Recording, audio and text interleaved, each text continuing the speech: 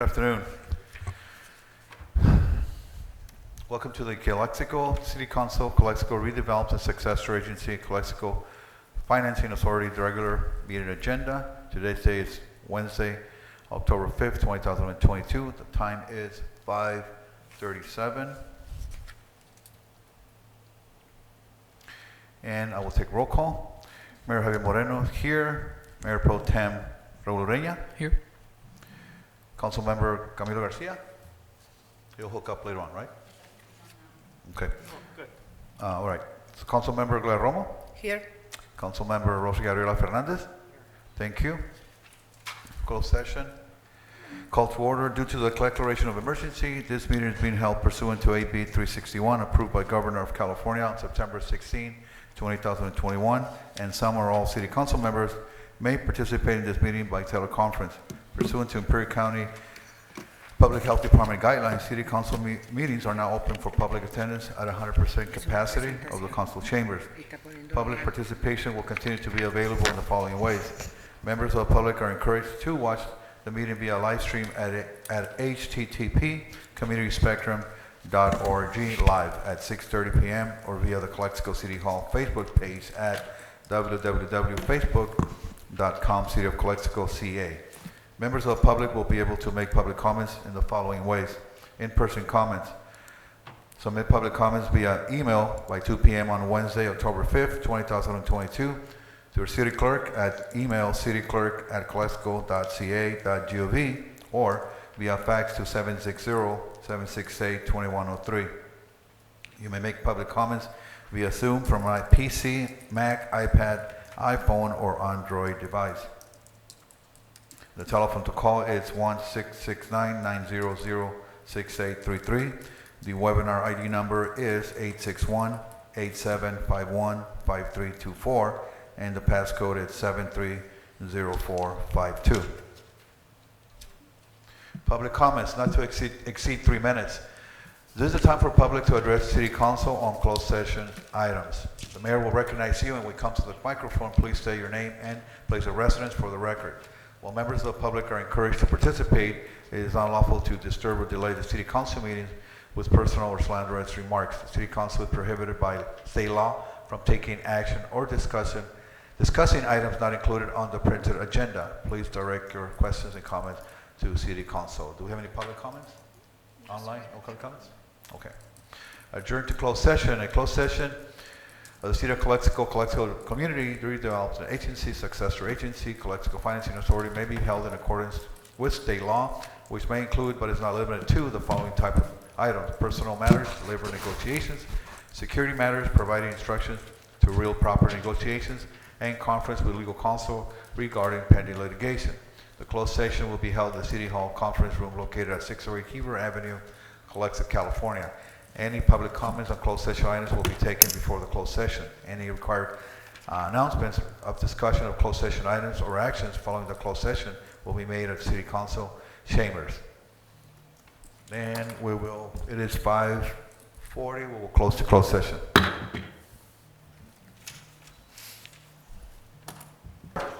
Thank you. Welcome to the Calexico City Council, Calexico Redevelopment Successor Agency, Calexico Financing Authority. We have an open session. It is 6:32, and we'll call to order. Mayor Javier Moreno is here. Mayor Pro Tem Raul Ureña. Here. Councilmember Camilo Garcia. Here. Thank you. Councilmember Gloria Romo. Here. And Councilmember Rosa Ariola Fernandez. Thank you. We have a quorum. Please stand for a pledge of allegiance.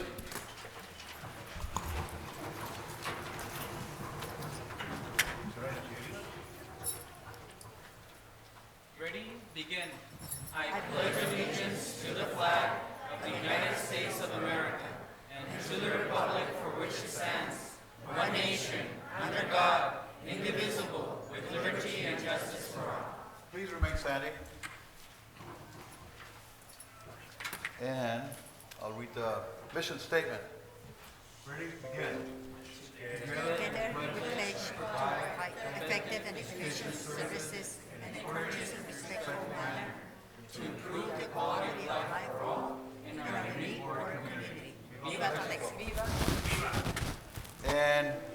We have invocation by Pastor Frank Sasueta. Good evening. I want to pray for tonight's meeting, but I want to ask the Lord for God's blessing upon the lives that are represented here this evening. I want to read a passage out of Numbers quickly. It's found in Numbers chapter 6, starts in verse 24. It says, "The Lord bless you and keep you. The Lord make his face to shine upon you and be gracious to you. The Lord lift up his countenance upon you." In other words, it's a prayer asking God to smile upon you and give you peace. Father in heaven, thank you, God, for your word. We are so grateful, God, that we can find strength and encouragement knowing that you're a God that is mindful of every person here this evening. God, of every person, of every citizen of this city, Lord. And God, I would ask in faith, Lord, that you would bless everyone here tonight, that you would bless the children that are here, the parents, the leadership, Lord, and God, every person, Lord, and the families that they represent. And God, we ask a special blessing upon this meeting tonight, and we ask it in Jesus' name. Amen. Amen. Thank you. Please have a seat. Our next item is closed session announcements. Thank you, Mayor. City Councilman, in closed session on the two items described on today's agenda, we did receive direction, but no reportable actions were taken. Thank you. Thank you. Our next item is approval of the agenda. Motion by Ms. Romo. Second. Second by Ms. Arela Fernandez. All those in favor? Aye. Aye.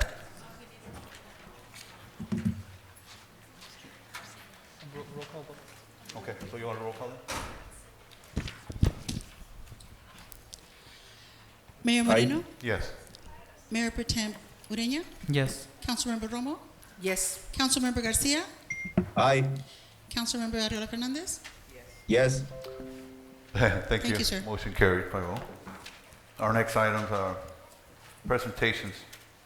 We have our first presenter is presentation by Mr. David Aguirre, Interim Director of Imperial County Transportation Commission, regarding the Calexico West Port of Entry Traffic Circulation Plan.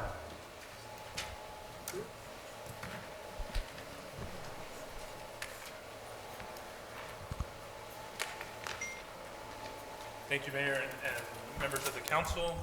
My name is David Aguirre. As you noted, I am the Interim Executive Director at the Imperial County Transportation Commission. I'm also joined by my colleague, Ms. Virginia Mendoza, who's a Program Manager at the Imperial County Transportation Commission. Tonight, what I will be conducting is a presentation of the Calexico West Port of Entry Traffic Circulation Plan.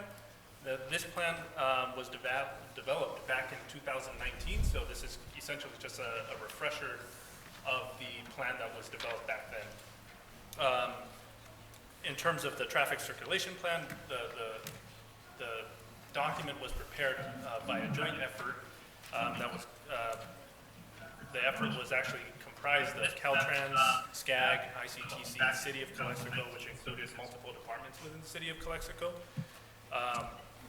It's important to note that ICTC did participate in the development of the plan, but ICTC does not have any enforcement abilities associated with the plan. The plan offers recommendations. It's up to the city if it wants to pursue any recommendations that were outlined in the plan.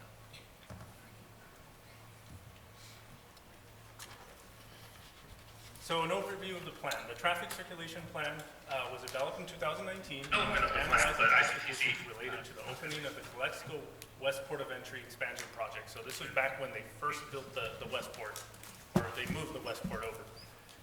The TCP analyzed traffic operational support scenarios prior to and post-construction of the Cesar Chavez roadway improvements. Again, the project team consisted of the City of Calexico, included multiple departments like Fire Department, Police Department, Imperial County Transportation Commission, Caltrans, SCAG, GSA, CBP, and of course the consultant, which was KOA Corporation. The project goals associated with the project were to develop efficient mobility at the U.S.-Mexico border, reduce traffic delays, reduce the need for city staff to provide traffic control staff, and then of course provide traffic circulation strategies for the port of entry. The project area The project area essentially includes a number of major routes, which include SR 111 and SR 98, in addition to several local roadways, which is Cesar Chavez Boulevard, 2nd Street, and Anza Road, and Grant Street. Those are the major connection points tied to entrance into the west port of entry. So when this plan was being developed, there were a lot of outreach efforts that were conducted back in 2019. There were a total of 5 technical working group meetings, which included, again, all of the key stakeholders. And then there were also 3-day-long outreach community workshops that were done in the city of Calexico with multiple stakeholders that were asked to participate. Noticing was provided for these community workshops with public notices. We provided mail invites. It was on the City of Calexico website, ICTC's website, and mass emails to key stakeholders as well. So in terms of development, data collection and analysis were conducted, extensive data collection and analysis. So there were traffic counts conducted at multiple locations that impacted the west port of entry. There were estimated traffic flows, of course, because this was developed while the west port of entry was moving over to its current location. And Cesar Chavez was not built at that point in time, or at least not to its current capacity. So there were a lot of estimated traffic flows that took place to arrive at the scenarios that we did with this report. And of course, there was an analysis done on traffic cues. So at the time, there were multiple scenarios that were proposed, 2 primary scenarios that were proposed once Cesar Chavez construction efforts were completed. Alternative 2A was the balanced traffic flow to the port of entry. That includes port of entry access through Cesar Chavez, which is 3 lanes, port of entry access through Highway 111, which is 1 lane, port of entry access through 2nd Street, which is 1 lane. Essentially, that is essentially what is in position at the moment. There's 3 points of entry to the west port of entry. There would be development of significant impact at Cesar Chavez Boulevard and 2nd Street due to the multiple sources of traffic that were actually going to the west port of entry. Again, this is the current scenario, roughly what the current scenario is. Alternative 2B, which was port of entry traffic through Cesar Chavez during peak periods. This was what was recommended back in 2019. The majority of port of entry access would be relocated to Cesar Chavez Boulevard. A small amount of right turn access to the port of entry would be acceptable eastbound 2nd Street, so that is essentially coming from the outlets. And then, of course, westbound left turns to Cesar Chavez Boulevard would be restricted from Grant Street and 2nd Street coming off of 111. So essentially, the main points of entry would be Cesar Chavez Boulevard with small numbers of access through 2nd Street heading eastbound from the outlets.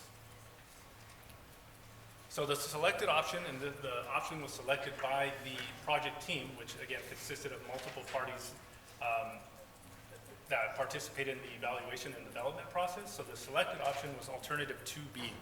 So why this was selected? Because it focused traffic on Cesar Chavez. It also potentially realized less need for traffic control personnel, better traffic operations at the Calexico West port of entry exit and entrance, better access for local travel to the downtown area, which is Highway 111, and improved local access to Highway 111. Essentially, what would take place is traffic would be funneled through 111, heading southbound once you got to 98, and then traffic would be funneled to 98 and then to Cesar Chavez, heading southbound to the port of entry. So there would be no access points again through 111 heading southbound and limited access through 2nd Street. These were the proposed changes at SR 98 and 111. It would encompass 2 right-hand turn lanes at SR 111 and 98 at the intersection, which is actually in place now. There are 2 right turn lanes to head on to 98.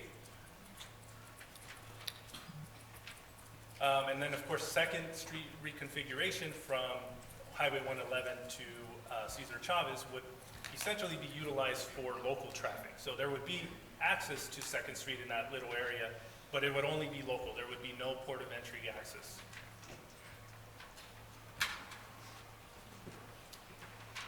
And then, of course, Cesar Chavez, which is the primary point of access to the point of entry under this specific alternative. So there would be 2 lanes for both southbound and northbound traffic on Cesar Chavez, but it was always intended to be fluid. So there would be a possibility of expanding that to 3 lanes heading southbound. There are 3 entrance lanes to the port now, so it would essentially tie in how it was intended.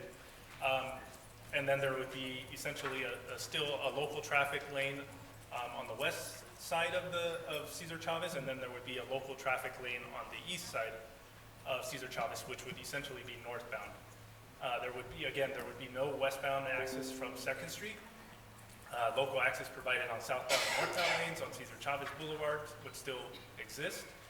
And then a small number of eastbound POV access via 2nd Street. Again, that is what was proposed back in 2019. So again, the concept for Cesar Chavez was always intended to be fluid so that it could be modified to address traffic queues heading into the port.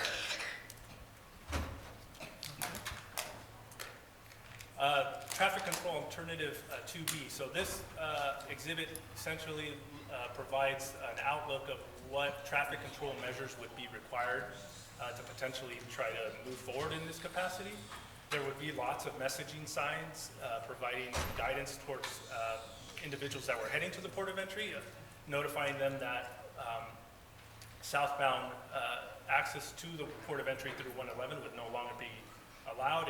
All traffic would be funneled across 111, and then right-hand turns at 98, and then of course left-hand turns onto Cesar Chavez. So there would be lots of messaging and signs all throughout the route to, again, try to facilitate traffic in the correct directions. Of course, this would take time for people to kind of get used to, but this was the plan. After all these messaging signs were in place, there would be potentially traffic controllers at specific key locations to manage traffic. So those specific locations included primarily Cesar Chavez and 2nd Street, because that is the primary opening into the Westport. And then there's also possibilities of including additional traffic controllers at key junctions like Cesar Chavez and Grant, or SR 111 and 98, or even SR 98 and Cesar Chavez. But with proper signage, there was hope that traffic controllers would primarily be needed at Cesar Chavez and 2nd. So traffic management systems or strategies for the POE access. So in addition to actually funneling traffic through Cesar Chavez, there was some recommended technological improvements that were recommended. So radio frequency identification technologies, essentially what that is they're digital counters that give you information pertaining to traffic queues. So if you're in lane 1, 2, or 3 heading southbound on Cesar Chavez, it would tell you, lane 1 is a little bit quicker than lane 2, just as an example. Coordinated signals, that would be coordinated signal lights together so that traffic moves a little easier through that corridor. Changeable message signs, again, those would be either permanent or movable, but essentially those traffic signs would guide traffic in the proper directions. And then, of course, the improved signal system hardware, that would, again, tie into street lights, making sure that the lights all work in conjunction together to make traffic move as quickly as possible through the area.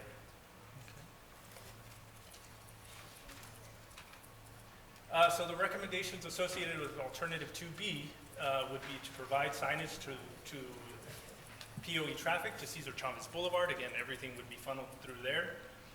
Modify SR 98 and SR 111 intersection to provide two right southbound turns, which is currently in effect at the moment. Adjust signal timing at SR 98 and SR 111. Cesar Chavez and Grant, SR 98 and Cesar Chavez. And then, of course, 2nd Street and Cesar Chavez Boulevard. And then, of course, one of the key components would be to focus manual support traffic controllers at Cesar Chavez Boulevard and 2nd Street. And then, in addition to all those related efforts, you would potentially look at improving technology improvements throughout the route to make sure that proper signage is provided to the public to guide them in the correct direction.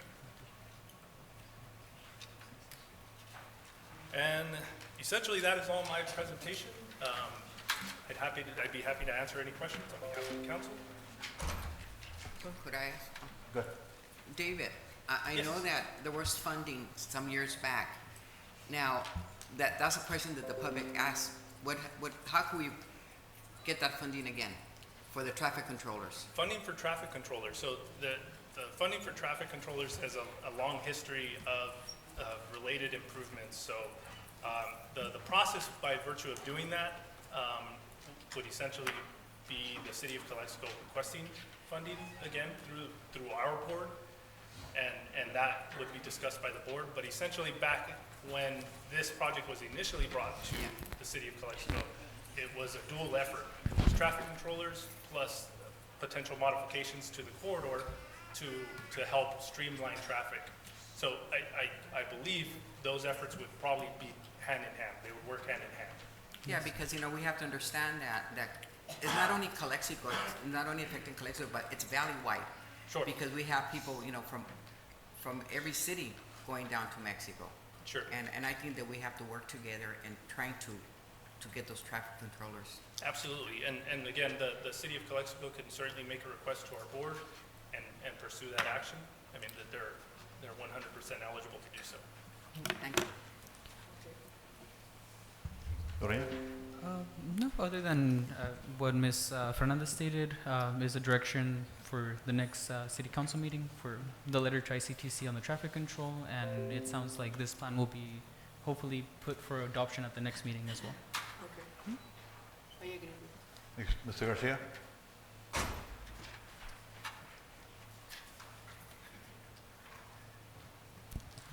Councilmember Garcia, do you have any questions on the presentation?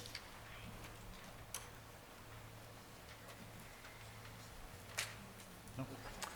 Okay, well, thank you for your presentation. Thank you so much, Excellent. David. Thank you.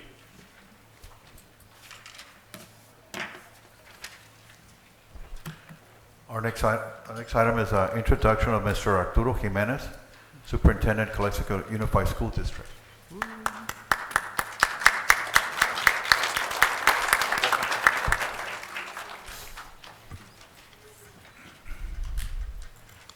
I was hoping there would be a little step right here, so appear a little bit taller.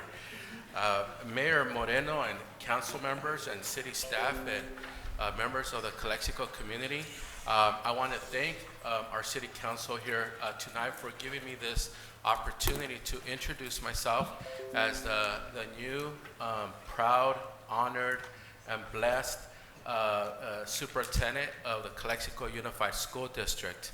My name is Arturo Jimenez. I was appointed by our school board of Calexico Unified as of July 1st. So I'm kind of into my third month in this position. I've got about close to 30 years in my career as a public school educator, where I started off as a classified employee as an instructional assistant. And I went to college and got my degree and was able to become a teacher and a principal and director and move my way up to assistant superintendent and superintendent.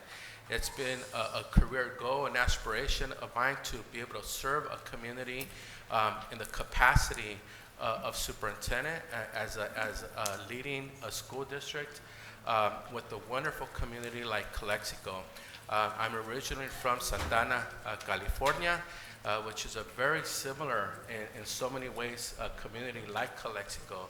High percentage of Latinos in Santana, many of whom are also from Mexico, immigrants from Mexico, as were my mom and my dad, who immigrated to Santana about 60 years ago.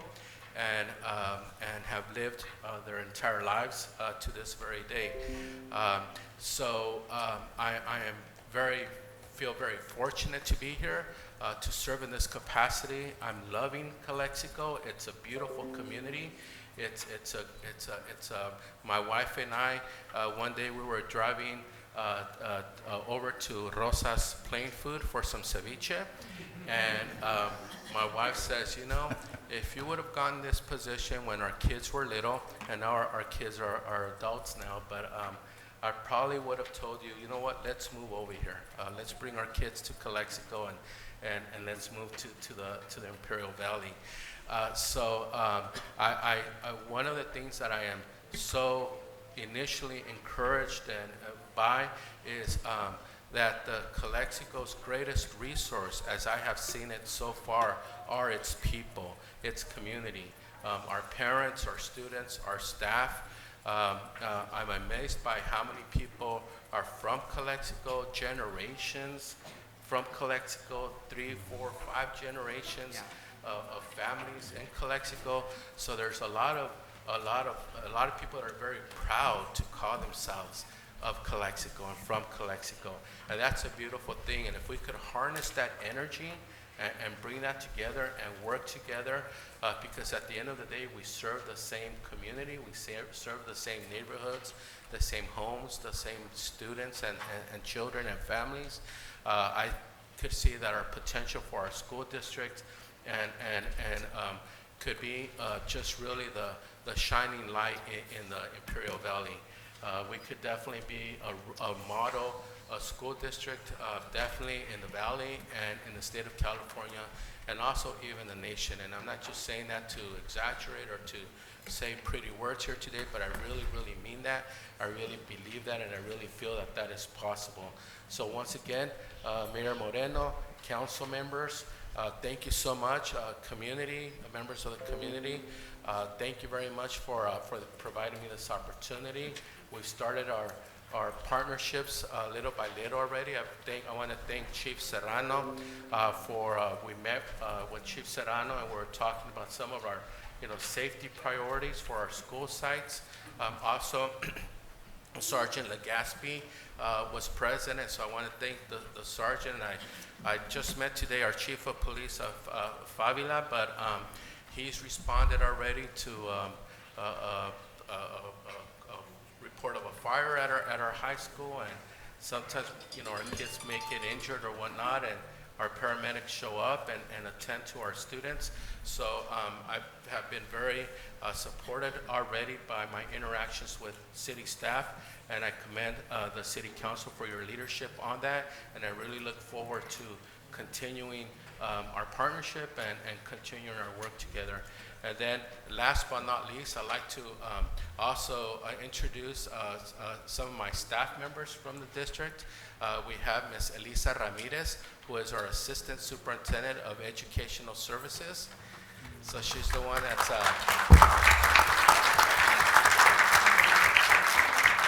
Elisa, Ms. Ramirez, puts all of our curriculum and instruction, our teaching and learning, our pedagogy and methodology together for our student learning. And then we have Ms. Maribel Baez, our Assistant Superintendent of Business Services.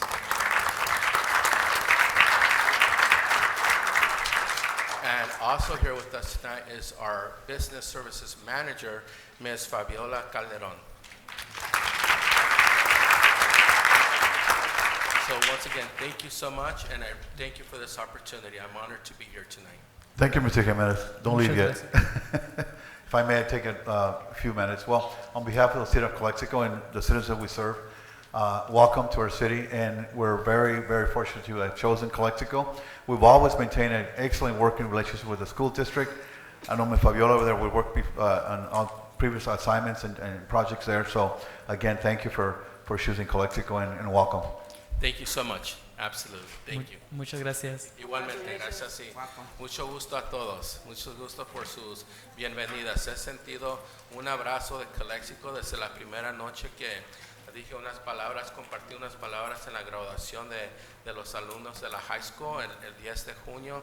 Todavía no había empezado a trabajar oficialmente, pero me invitaron a compartir unas palabras para los alumnos y las familias, y de inmediato sentí un abrazo y una embrace, un calor cálido de la comunidad. Así que muchas gracias. Tengo muchas esperanzas y creo que vamos a poder hacer un trabajo muy grande para sus alumnos, para sus hijos, sus estudiantes. Muchas gracias. Gracias.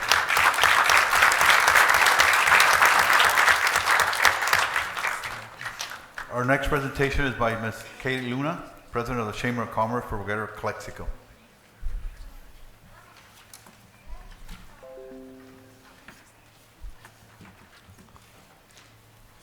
Good evening. I love seeing the kids in the crowd, by the way. I'm a mom, so anytime kids, I'm gonna make it fast so you can go have fun, okay? Because I know this is not fun.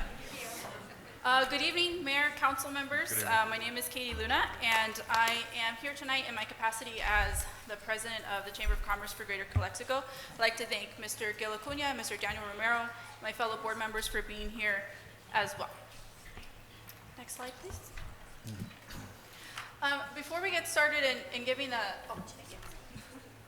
before we get started on giving the update, the chamber update, I want to just give a quick recap of the chamber, what the chamber is and what our mission is.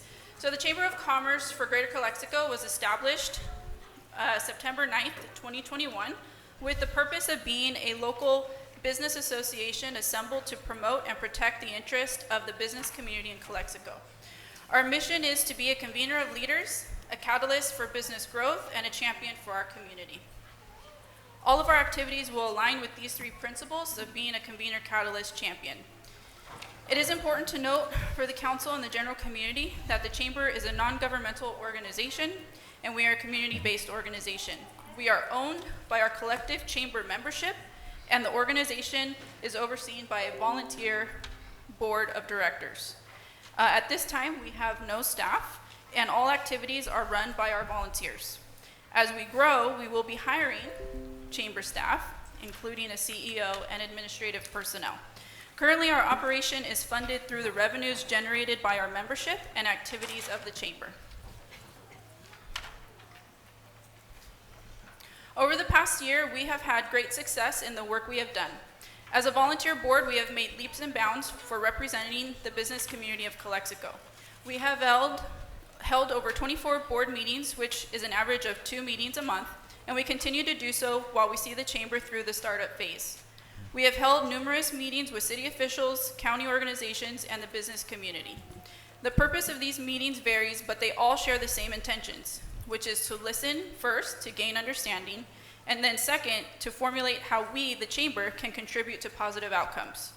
We had the opportunity to collaborate with the Aspen Institute during a study that was focused on rural economic development and shaping policy recommendations for legislators. We are waiting for the results of that survey, and we'd love to share that with you when it's received. We recently also participated in a roundtable discussion with ICTC representatives, thank you guys, regarding the long-range transportation plan. And lastly, we coordinated a Calexico candidate forum, as well as 6 other forums alongside our partners at the Greater Brawley Chamber. Just some highlights from the past year. As a catalyst, and in fulfilling our catalyst role, earlier this year we coordinated efforts with the business community to address the Highway 98 construction issues. If you remember, I presented the issues with the council and pursued conversations with county officials as well as state officials. Unfortunately, we were met with great resistance to helping our business community, and most of them are still experiencing the negative impact of this project. We had the opportunity to work also this year with the RCAC, a rural community advocate, on bringing their program, Wealth Works, to Calexico, and we're still in the process of dialogue. And then lastly, as a catalyst, we met with city officials and consultants regarding the Rockwood closure for the Promenade Project. As I have mentioned with some council members, we hope to see the success of this project and are prepared to work alongside the city to ensure the businesses in the project area are fully serviced as needed, and that there is a community draw to the promenade. Much of the success we wish to see for this project takes a coordinated effort to bring people to the promenade, and we hope to work alongside the city in that effort. As a champion for the community, we like to celebrate the success of our businesses and the general community. And this past year, we had coordinated 5 ribbon cutting ceremonies, and currently we're working on the groundbreaking ceremony for Quack Car Wash. We look forward to celebrating many more successes, and we hope that you will join us in the coming year. With great success comes great challenges. I know that's not how the saying goes, but this has been our year of experience. In addition to our success, we've also faced many challenges. Soon after we signed the lease for occupying the city's building located at 1100 Imperial Avenue, we learned that the air conditioner did not work. This rendered the building unusable throughout the summer until we were able to secure funding for fixing the unit. The chamber did pay for fixing the unit, and it is currently blowing cold air, thankfully.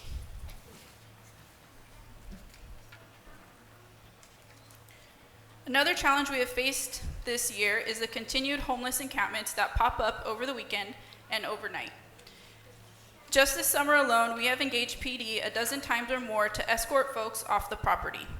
Just recently, I asked for an escort to enter the building because, as you can see from the picture, the people that are staying there block the entryway, and on this particular trip, there seemed to be other illicit activities taking place. Fortunately, and I am incredibly thankful to the PD, that they were kind enough to not only clear the space for me to enter the building, but also waited for me to collect the items that I needed to pick up, and then lock up the building and leave safely.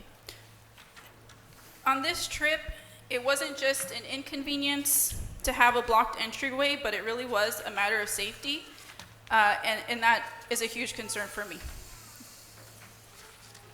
in many regards. And as a mom, I often bring my kids to work in tow when they're not in school, so this is a big safety concern. In another instance, we had homeless taking a shower in their birthday suits in front of the door. While we sympathize with the need for folks to have hygienic amenities around town, it is a concern that we have individuals in front of a business using water valves that are not supposed to be accessed, in addition to other things. And the chamber not only has paid off the water debts that were accumulated with the building when we occupied it, or when we signed the lease in March, but without utilizing the building, we've had to also pay the water bill for water that is largely flooding the ground. So it's a little bit disappointing. Again, this is a year of challenges, so we want to make sure we're transparent. With the challenges of the homeless using the property as a safe haven, we have also experienced vandalism and on a continual and consistent basis. We have had almost all the windows broken, including the front door. We've had the memorial plaque, which has been on the building since the 1970s, stolen off the wall. And we've had vandalism inside the office, including a flood from one of the toilets during a break-in. The toilets are not in working condition and can't be flushed. So when the building was broken into, someone flushed the toilet and the whole building flooded. Yay. I want to pause a moment and thank Gil Acuna for coordinating all of our cleanup efforts. This includes cleaning up after the encampments, trash that blows against the fence, as you know, we're on the corner and it's very visible. And then also the numerous vandalism episodes. Mr. Acuna has dedicated his time and resources to ensuring that the property stays clean for as much as we can do considering the circumstances. So thank you, Gil.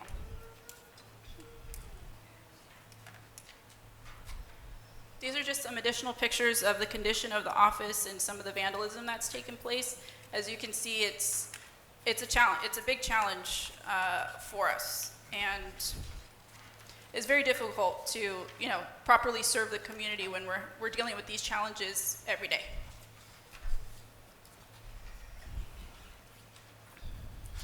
Again, I want to say thank you to our board members who continue to clean up all the mess that is made. Mr. Louis Wong has added lighting to the building, as you can see in the photos here. The lighting's there for as long as it's not broken, and then we have to go back and replace it. But Mr. Wong has been kind enough and gracious enough to take the time to do that. Mr. Acuna has had a team that maintains the grounds. And I want to also thank Mr. Ben Horton for continually working with PD to keep the building clear in the breezeway, clear of encampments and vandals. And I want to thank Mr. Danny Romero for continuing to meet with our local officials to discuss these issues and how we can overcome them together. Again, I want to reinforce that we are volunteers who believe and dream of creating a better business climate for Calexico. We have dedication, we have drive. We can all see the vision for more, and we all want more. But this building is a city building, and this property is a city property. We have spent over $20,000 of cash and in-kind service to clean up the city building, and we haven't had the opportunity to use it. It's a big disservice to our business community that we haven't had the opportunity to open this building. I want to thank previous city manager Miguel Figueroa for working with us when he did to address some of the issues, and I also want to thank Ms. Esperanza Colio for continuing to work with us to address some of these issues as well. Due to the damage to the building and the multiple floodings from vandalism and the current rainstorm, we have been asked not to use the building until it has been remediated of mold. Leave it there. Leave that there. So what's next? What do we do? We've had a great year of success. We've had a great year of challenges. What's next? The Chamber of Commerce will continue to operate remotely until the building is usable or the circumstances change. We'll not let the challenges set us back from fulfilling our mission of being a convener of leaders, a catalyst for business growth, and a champion for our community. We will continue to recruit membership and dive into the issues that are facing our business community. We have coming up next week the groundbreaking for Quack Car Wash. We want to invite the council, invite the public to join us. That will be October 12th at 10 a.m. And as they say, it's bound to be something to quack about. So it'll be fun. How can you help us? City Council, how can you help us? If you're wondering how the City Council and staff can help the Chamber, our ask to you is to continue having regular meetings with the Chamber Board. This gives us an opportunity to build on our collective strengths, find solutions to our community weaknesses, and collaborate on opportunities. And with that, that's my presentation. I'm happy to answer any questions you may have.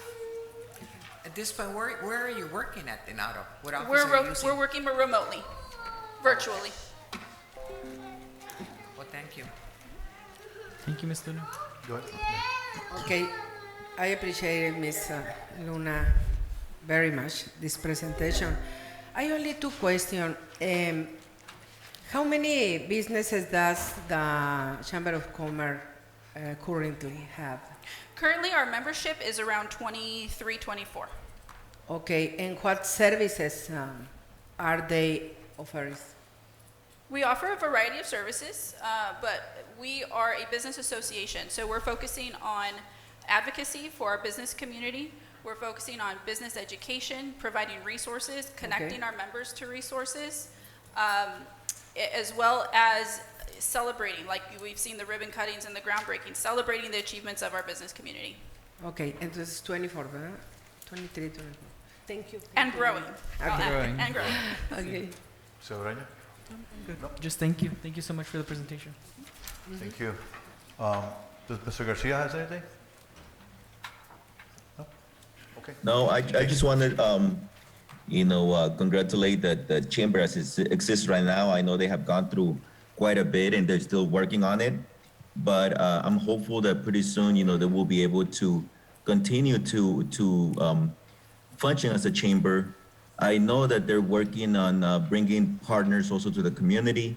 As it was informed, they're holding, meetings to inform the community, to make sure that the members also in the business community from Calexico gets involved. So again, looking forward to finding ways to collaborate, and thank you to all of them.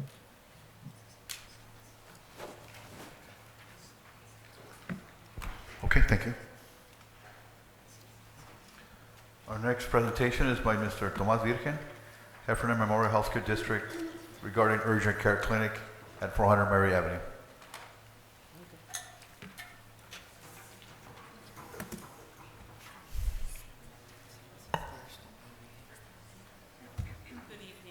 As you can see, I'm not Tomas Virgen. but he will be on by Zoom. And the first thing we're going to do right now is show you an update of 400 Mary Avenue. Some of the pictures were taken this morning of what they're working on right now. And do you have a copy of what I passed out to you guys? Yeah, that's our floor plan. I'll talk about it in a little while. That's all I have, right. Yeah.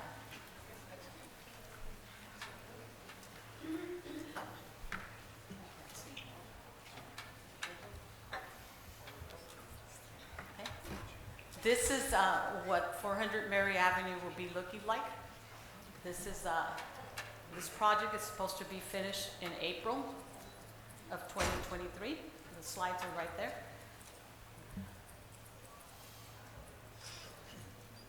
Tony's going to get to the pictures.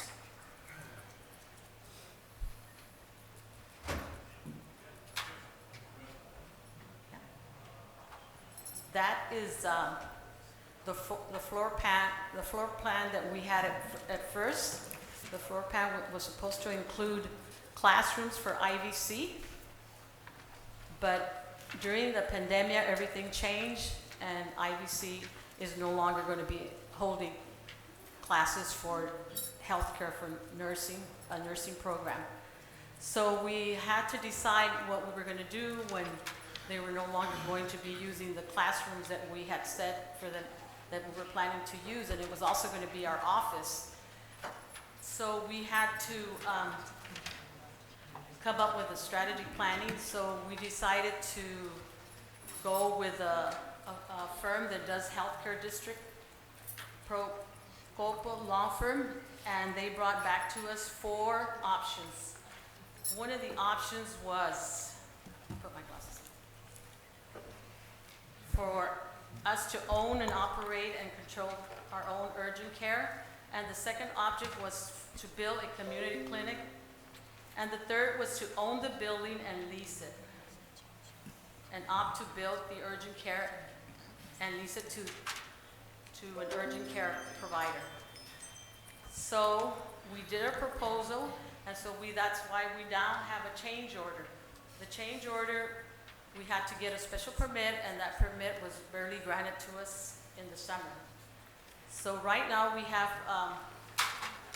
people working out there. We have Mitchell Construction that's there doing the job. They're there at 6 o'clock in the morning, and they come in almost every day if they have the materials. That sometimes they're waiting for the materials to come in, and as you know, with the pandemic, that's a problem that we're having right now, that things do not come in when you need them. But here's the site, and as you look at it right now, it looks terrible, huh? It looks like nothing. The fences were taken down because they're going to start working inside, putting the cement.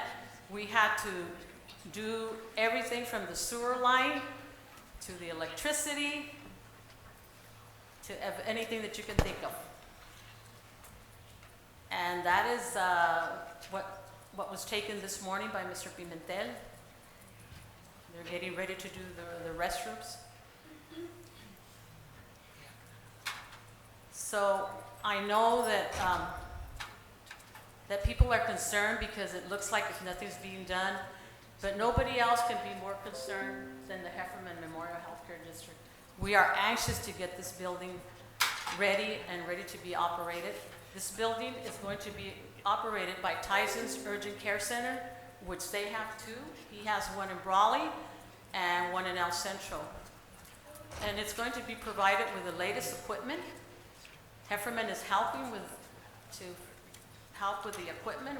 We're buying some of the equipment to help so we can have the most modern technology. And one of the things that we're also planning on doing is making because we have those other spaces left over, we want to open a pharmacy. But that will be in our second phase of the planning to do that. So, and the change order, I'm going to give you what our initial cost was going to be.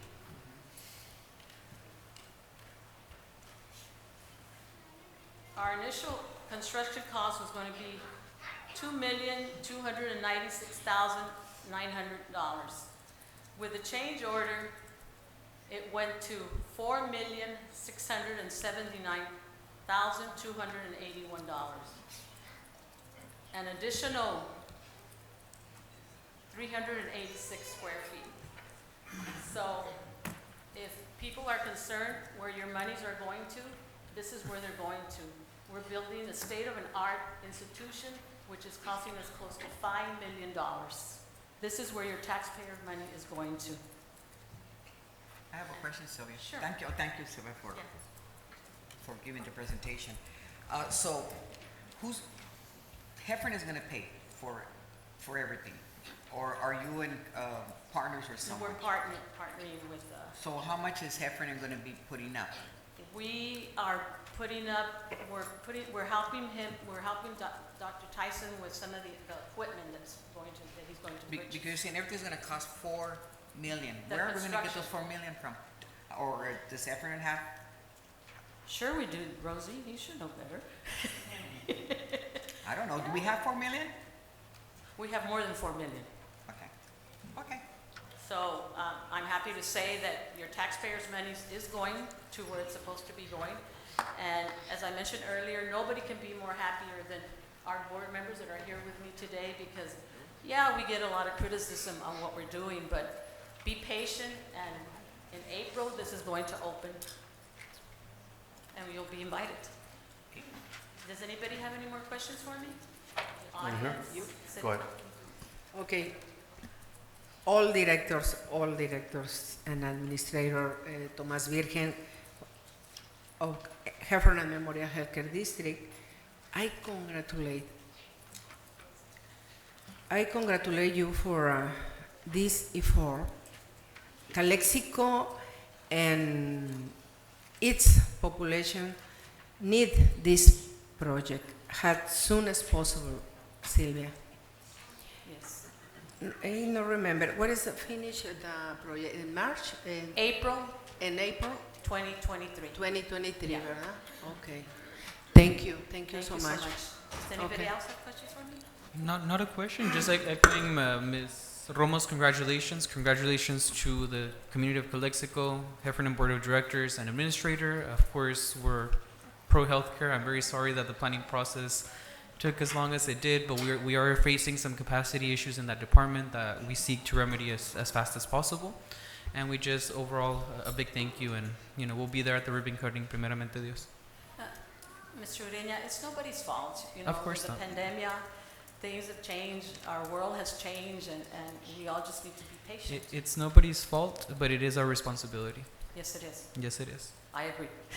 Ahí hay que dejarlo. And thank you for coming. Gloria Grijalva is here, and Raúl Ureña, your father, is I here. have a question. Okay, 3 board members. Sorry about that. Thank you. First of all, before I go, does Mr. Gabriel Garcia have anything to say? Yeah, I do have a few questions and points and in requests perhaps. First, I know that you mentioned some numbers. Unfortunately, I couldn't hear clearly. I'll follow up on this. But one thing that I always, and also coming from the council, every time there is a change order to me, because when you do a project and you do a change orders, because sometimes you come into unexpected cost. But from what I heard is that actually on this change order that almost doubled the cost of this project is because you're adding a square footage of construction. So what I would like, and I know you have the renderings and you have the plans also, but also what I would like to see, and maybe you already have it on the website also, if maybe there can be also a detailed proposal, or the proposal that it was done for this project, and then also the one that was done for with Dr. Tyson. Okay, with Dr. Tyson, the services, the terms, and then also I hear that we're also buying equipment, for this clinic. So I just want to make sure that we have access to that, at least as part of the public, not so much. I mean, putting myself now as part of the public, I would like to have access to that maybe, and just for transparency, so people can have access to that. And again, I'm looking at, you know, a hopefully completion date of April, which, you know, that sounds very exciting. And I wish you the best, you know, as a board, as an institution. But I would like to see a little more details, and especially for the community to have access to that information. But again, thank you. Looking forward to that, and kudos to all of you. Thank you, Mr. Garcia. I would like to tell you that it's on our webpage. Since we're under the supervision of LAFCO, we have to be as transparent as we can. And all that you're requesting is on our webpage. And I also want to tell you that because we're making a clinic, there's a lot of requirements that have to be met. It's not like when we were going to do the classrooms. But when you're making a clinic, there are special conditions that have to be met because of health issues. So if anybody would like to check our webpage, and if something that's not there that you would like to see, please feel free to let us know. And I would welcome the public to come to our meetings. Nobody goes to our meetings. And it would be great to have you come to our meetings. Any more questions? Yeah, I just want to thank you for your presentation. I think this is a project long time coming. Yes. It's been a lot of years, and the only thing we're up here because we're held accountable to our citizens. Every penny that goes into every dollar is taxpayers' money. And the only thing I allude to what Ms. Fernando was saying, also Mr. Garcia, as well as Romo and Mr. Ureña, is that we need to be transparent. So yes, if you do have something like that on the website, so we can go out there and find out exactly what's going on. The other thing also is that I would like to see, because you did mention Dr. Tyson. Now, Dr. Tyson is not from this community. I would like to see a clinic where we may be reaching out to our local doctors here. We have plenty of local doctors in our city. And I don't know what happened, how you got to Mr. Tyson. It's not about you. It's about maybe, you know, be more local enforced where our doctors here in healthcare. So that's all I got to say, but thank you very much for your presentation. Mr. Moreno, we did publicize, we did go out there and to find out, and he's the only one that applied. Okay. Only one. Thank you. You're welcome. Right. Muchas gracias.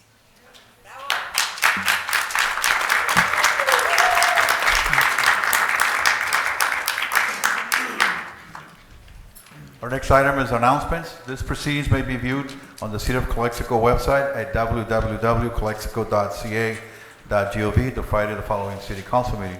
Community office hours with Mayor Moreno will be held by appointment. Please contact City Clerk's office at 760-768-2102 to schedule an appointment. Our next item is public comments and public appearances.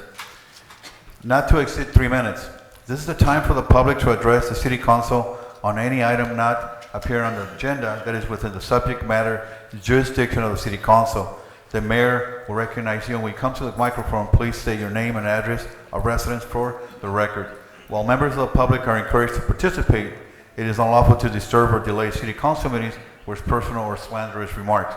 The City Council is prohibited by state law from taking action or discussing items not included on the printed agenda. If the item you wish to comment on is on the public portion of the agenda, we will take your comments when we get to the item on the agenda. Please direct your questions and comments to the City Council. So again, as I always do in my meetings, we have, and I appreciate the participation by the public. This is where everything's decided here. We encourage people to come up here. So I am going to time 3 minutes, and we do have special accommodations for those who wish to, and we do have some of those. We have a total of around 16 comments, so please be cognizant of the time. I appreciate that. The first one is Mr. Roy Durantes.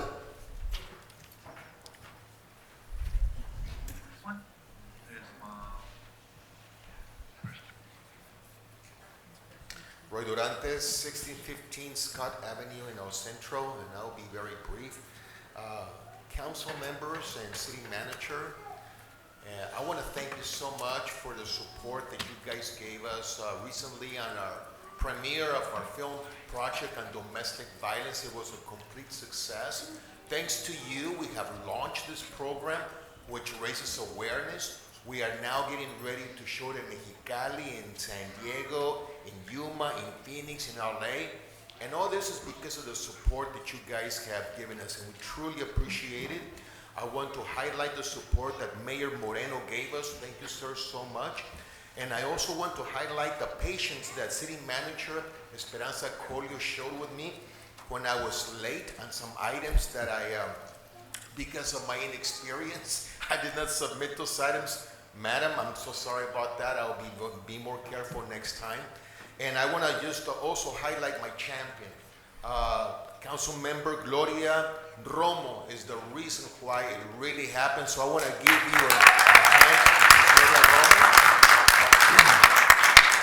It is because of her and her stance against domestic violence that our project is now going to be shown in Mexicali at the IMAX Theater. Can you imagine that? An independent film from Calexico. A little film from Calexico is going to be shown at the IMAX Theater, and guess what? The tickets have been sold out. 3 shows completely sold out, and it's thanks to that lady right there, that's sitting right there. Thank you, Gloria. Thank you so much. Appreciate it.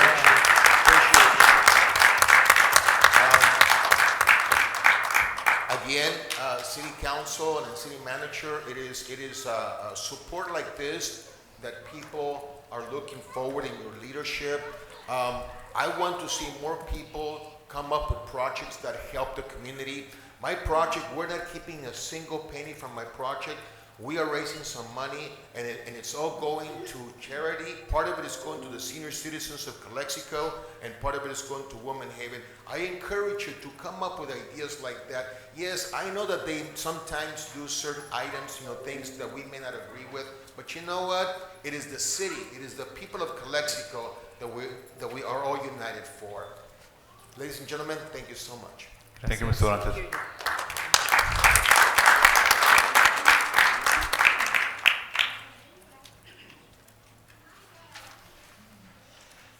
Our next speaker is Giovanna Noriega.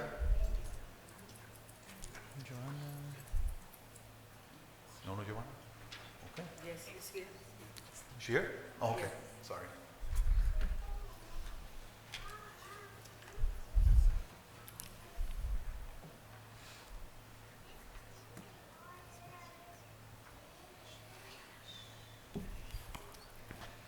Hi, Mayor. Hi, Council members. My name is Giovanna Noriega. My address is 2130 East Villalma Court, Calexico, and I'm here representing PFA Showtime, our baseball league in Calexico. We had an incident yesterday that I wanted to bring up to you. Being a mom in the team, we had practices at the Legion Field, had Homeless exposing himself to our children, which was very disturbing. And not only that, just not having access to restrooms for our 4, 5, 6, 7, 8-year-olds is disturbing as well. So we wanted just to ask you if there's any way we can get support from you guys, some type of security or some type of fencing around. Maybe another incident that happened yesterday. Got up to the bleachers to get my daughter down. Bleachers are broken, loose, almost fell, and it's concerning. 3 months pregnant as well. So we just need the fields to be maintained. Grasses are long, tagged graffiti everywhere. The restrooms are filthy, and these homeless are camping out in these fields. I know there's a new field by Zapata Street that's not being utilized by anybody, and I feel that for our community and for our children that we should be given some type of access to even use it for practices. We don't need bleachers for going there to practice, and I think that's a safer area for our youth. And not having any fields to use because other schools are using these other fields, or because they're not being maintained by the city. We're having just little corners, find little corners to be able to provide these sports to our children. And when I played sports, we had that support from the city. And I don't feel that we have the support from the city now coming for our children. So that's why we are here asking you guys for that support. Thank you. Ms. Joanna, could you stay for the item on ARPA? There is an expenditure on the agenda for baseball. We want to make sure that it meets your needs. So if you could stay to just guide us through aquí se ocupa el dinero, acá se ocupa el dinero, that would be helpful. Okay. For I think it's item number 1 or 2, ARPA spending on baseball fields. Okay, perfect. Thank you. Appreciate Yes, it. please. Gracias. Thank you.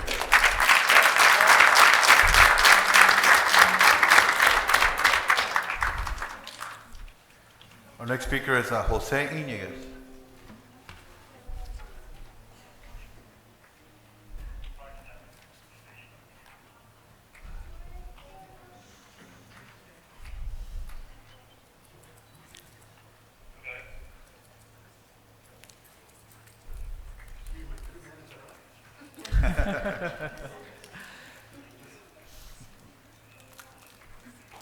Good afternoon, Council. Good afternoon. Thank you for having me here. My name is Jose Iñiguez. I live on 960 Gianaya Avenue here in Calexico. The same issue as my daughter was talking. I served this community for 32 years, donated my time. I'm the one who did Rising Field. I didn't ask the city for any money. I provided that with fundraisers and stuff like that. The only thing they're asking on that side of the community on Legion Field with the water plant, this issue's been going on for the last 10 years.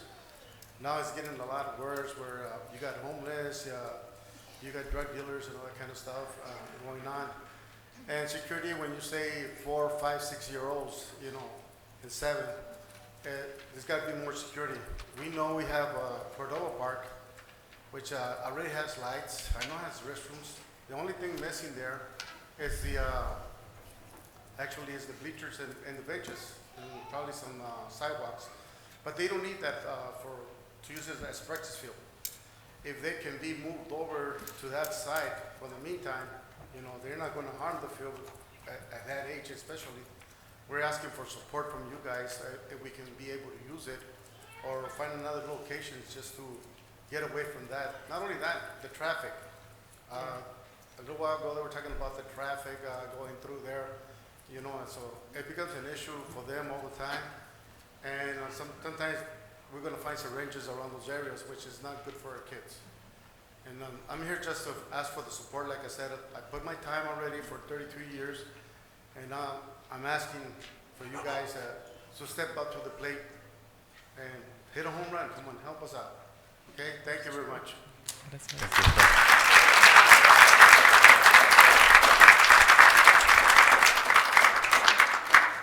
Our next speaker is Mr. Alex Perroni.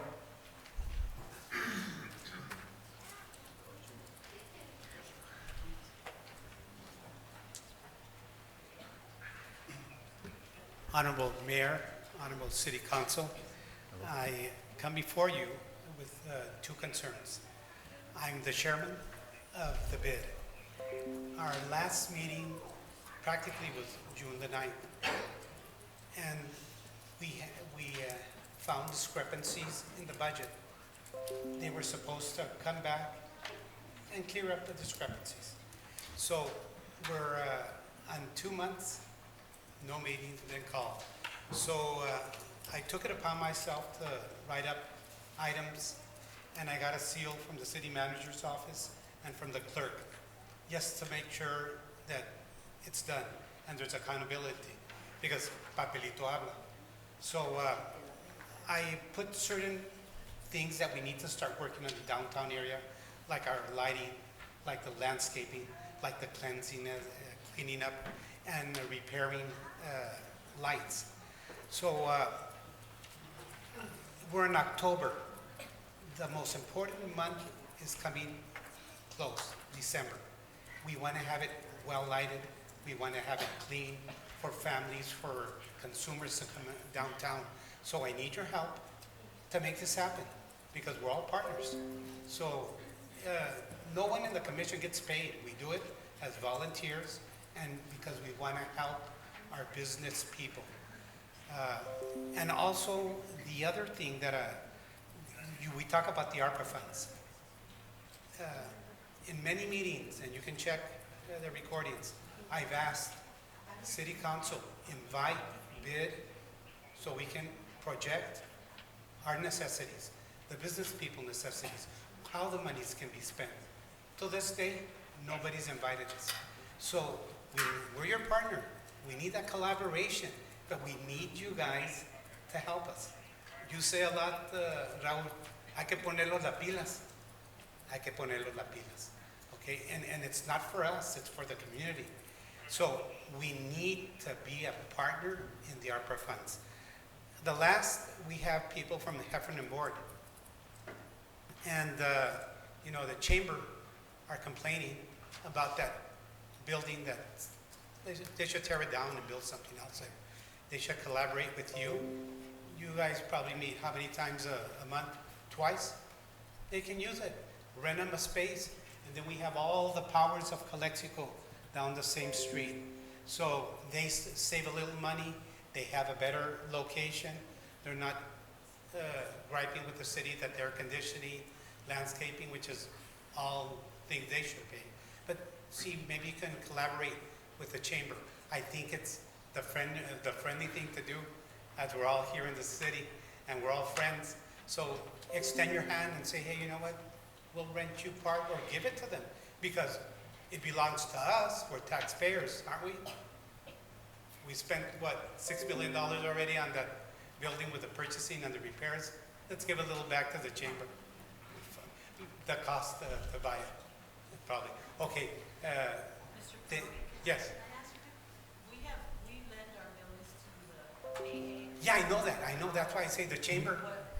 What they need to do is contact Tomas Virgen and speak to them. We've done it. Yeah, but you guys would be open to something like that, no?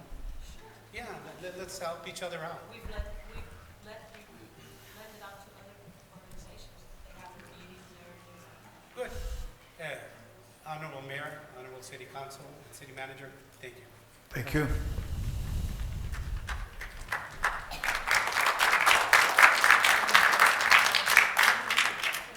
Our next speaker is Jaden Dueñas.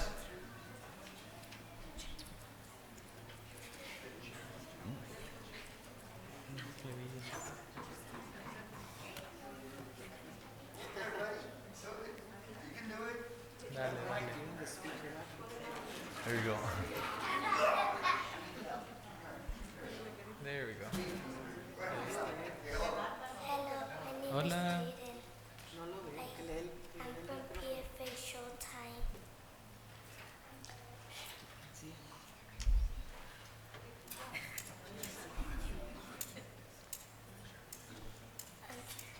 I'm talking because of the bathrooms from the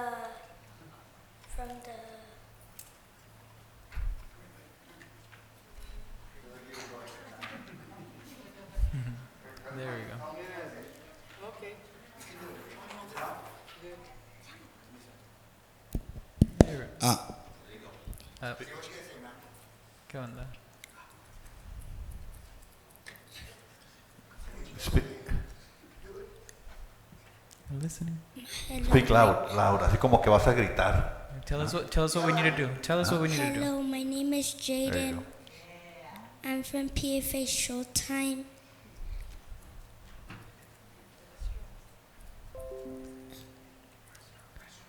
What do the need to parks clean- need? We need to clean the bathrooms from water plant. We need more light. Cut the grass. Okay. Okay. Safety. Safety.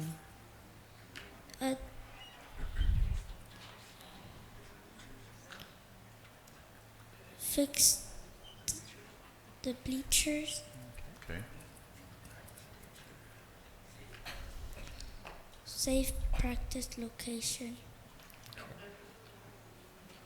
Thank you.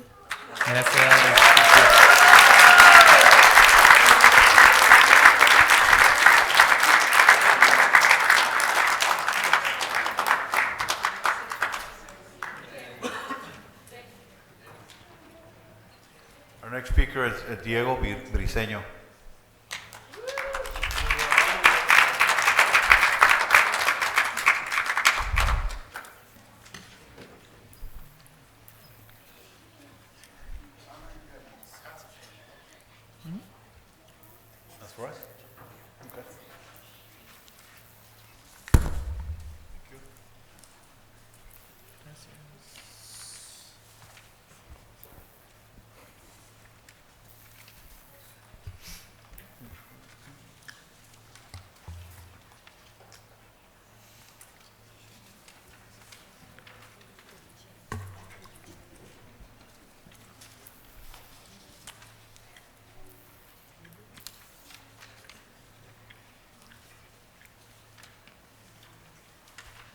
Okay, hello, City Manager, City, Calexico City Council. Good evening. Good evening. My name is Diego Briseño. I a Bulldog alumni, class of 2012. Went to school to Blanche, Willie Moreno, Calexico High School, graduated. So we are here as a team. I always told myself that I wanted to come down after college to bring something great for the youth. So just a little background of who we are. We are PFA Showtime Imperial Valley. PFA stands for Performance Fitness for Athletes. The location and the organization comes from Los Angeles. And so throughout the journey, it took me 4 years to be accepted as a PFA coach. That is because the owner, the founder, is Dave Coggin, who is a former Major League Baseball player. He played with one of the greatest like Derek Jeter, Alex Rodriguez, Randy Johnson. And so thanks to him, we are now officially a professional organization here located in Calexico. I do live in El Centro, but my heart stays here. So we have 90% of kids from Calexico. Other kids are from the Imperial Valley and from Mexicali as well. So this organization is open to the whole Imperial Valley. Sorry, I'm a little nervous. This is my first time out here. Sure. That kid got me emotional a little bit. So we do please ask to fix the restrooms, please. If you can please turn the page. We have had a couple of accomplishments, like Joe Cali. He came down to Calexico, Nosotros Park. Joe Cali currently plays for the Chicago White Sox. He won a World Series ring with Boston Red Sox and the Los Angeles Dodgers. We took these kids also to Cal Baptist University, where the head coach over there invited our whole organization. It was all paid for, and the kids got to see what they would like to dream about. And so we always show these kids goals. We expose them to challenges because we know they can overcome that. And so me as a leader and me as a coach, we really want to support these kids. And so I believe now we are official. We are a professional organization here. The reason why I'm doing it is not to have an ego, to say I'm the best coach, or to say I have a lot of kids. It's because it comes from the heart. I do not have kids. We have total of 50 athletes, and these are all kids that are doing it because they love the sport. And so I do want to give thanks to Calexico Little League, to the booster, to all the booster members for supporting us throughout the journey. When we first started, there's been a couple of sponsors that we always reach out to. I see Blanca over there. Thank you for always supporting us. We saw the Calexico Baja runners here, but he left early. I did reach out to Rosie, Mr. Ureña as well for support. I should have asked for Mr. Moreno and Romo, but I'll get there. And so prior to our accomplishments, Camilo Garcia has been a big support. One of the main support. He's always been interested. He's always been reaching out. He's been going to the fields. And without him and the whole support of these parents, none of this would be possible. And so there's more goals to come. Actually, PFA, who we represent, they're going to come down. And so one of the memories I do have, when Joe Cali came down, he's like, hey, Coach, is there any other restrooms here? Because these don't work, and I don't want to take my kids there. And so I know those restrooms right there are pretty sad, but I don't think nobody would dare to let their kids step in there, you know? So please look at these kids as I'm speaking, because they look up to us. They look up to you guys. They see the professionalism that you guys have, and we are role models to them. And so we want to make sure we take care of these kids. So that's who PFA is about. We do it from the heart. We're going to continue to take these kids to the next challenges, obstacles, and hopefully help them reach their dreams. Thank you. Thank you.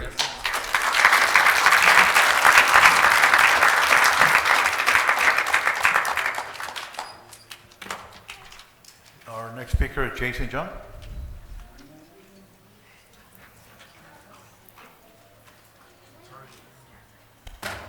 All right, I'm going to invoke my ADA accommodations with the 4.5 minutes. go ahead and add on another minute and a half to your clock there. All right, folks. I haven't been here for a while. I didn't want to mess with the city. I didn't care anymore. But you know what? When your officers start coming over, harassing me, threatening me, and telling me stupid stuff, I'm going to step up. I'm not going to take this sitting down. Your leadership at the police department is all screwed up. Ask Lieutenant Serrano what happened at IBC with the students he was dating.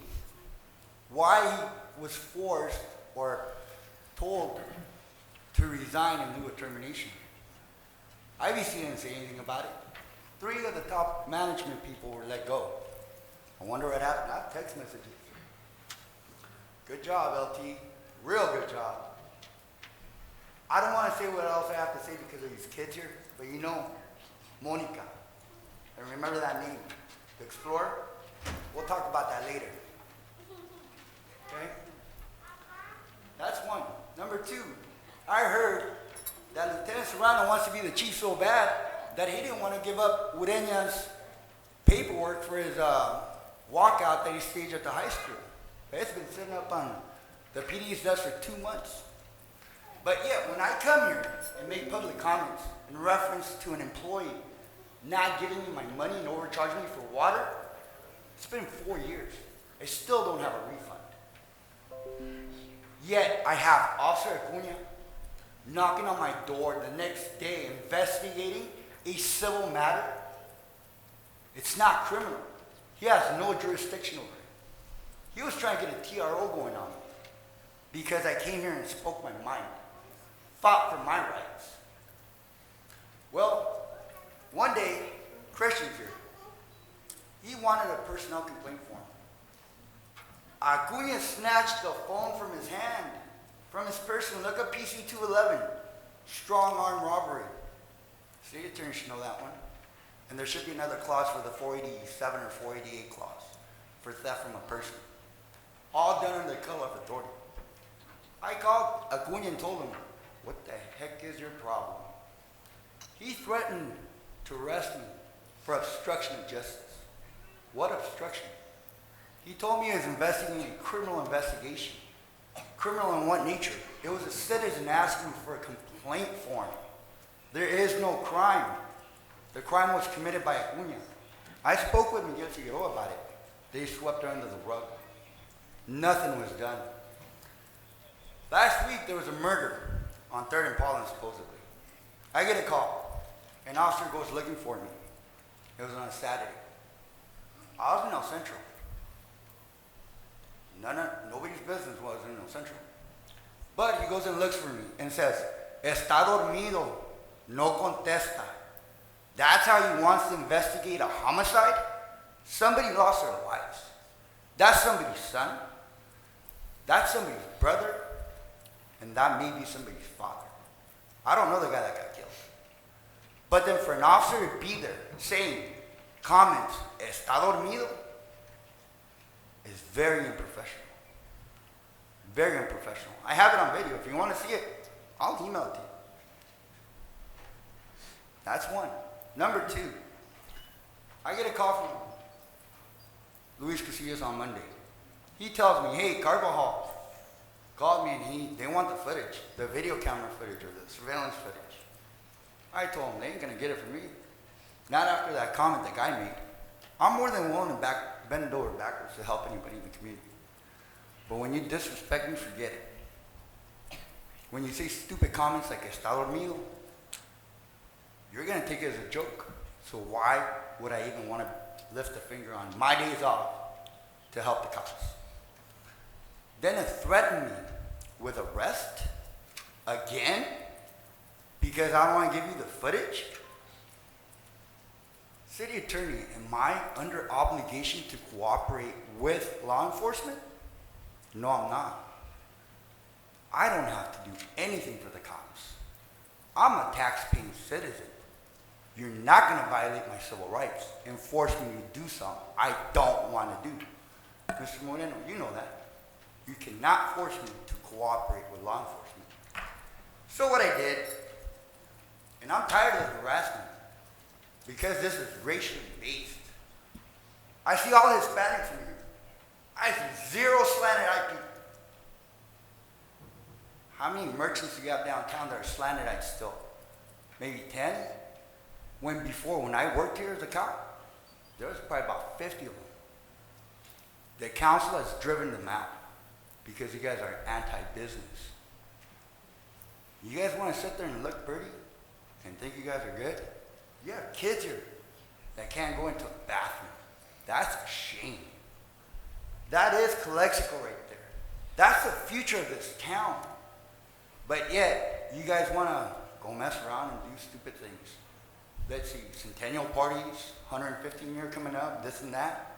I've been out of the loop for a while. Okay, Jason, you need to wrap it up, okay? Okay, I'm done. Thank you. But you know what? I'm going to give this to Lieutenant Serrano. It's a formal complaint against Acuña, and I'm going to give one to the city Thank you, manager. Jason. There you go. Thank you. Our next speaker is Cecilia Rodriguez.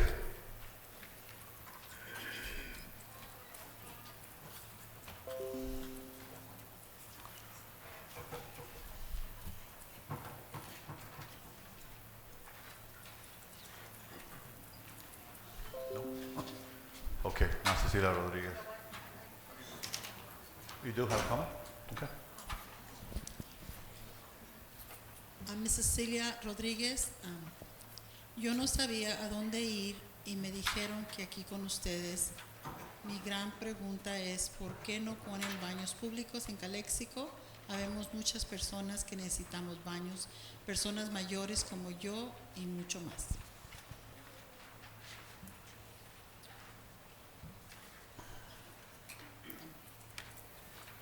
Our next speaker is Luis Casillas.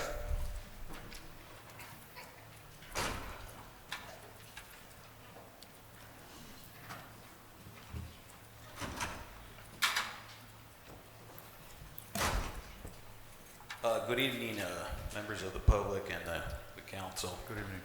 I will also ask for my additional time as I do suffer from some disabilities. So, good evening. My name is Luis Casillas, CPOA. The reason for my visit here tonight is like many other people here. We've been here before. It's just to shed a little bit of light of the staffing shortages that we still have within the police department. We're down 25 police officers.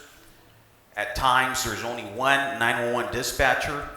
At times, there's only one ambulance in the city, and it's a real disgrace. It's a disservice what you guys are doing up on this dais. This is months and months of coming up here, advising you of what some of the issues are. I've tried to meet with City Manager Goldio, who kicked me out of a union meeting.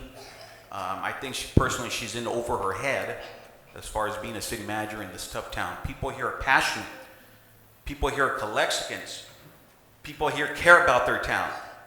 And you are doing a disservice by not providing. We've heard all the stories from Mrs. Katie, from the Business Improvement District, from the parents, from the children.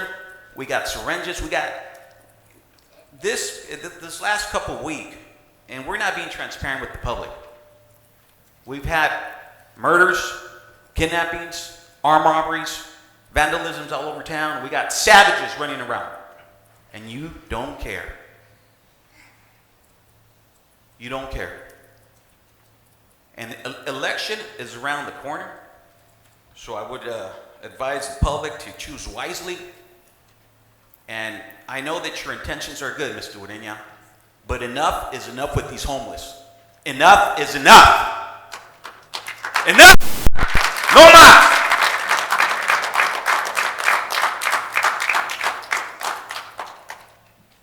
I get it. It's a noble cause. But there's other resources, there's other agencies that can help with that. Your job is to take care of the citizens and the kids of Calexico. Of them and the kids. Not to provide.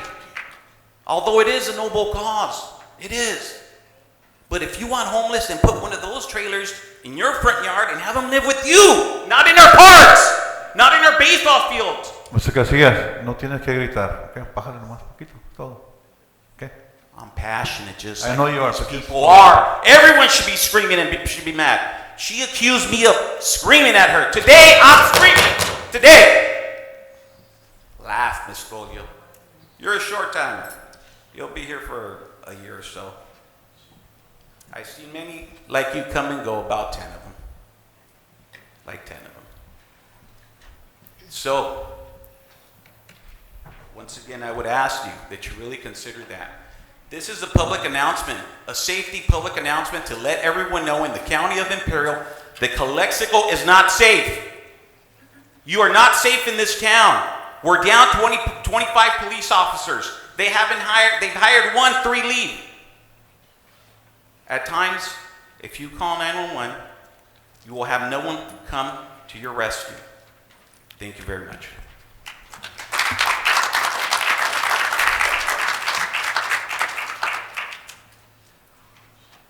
Our next speaker is Guadalupe Salcedo.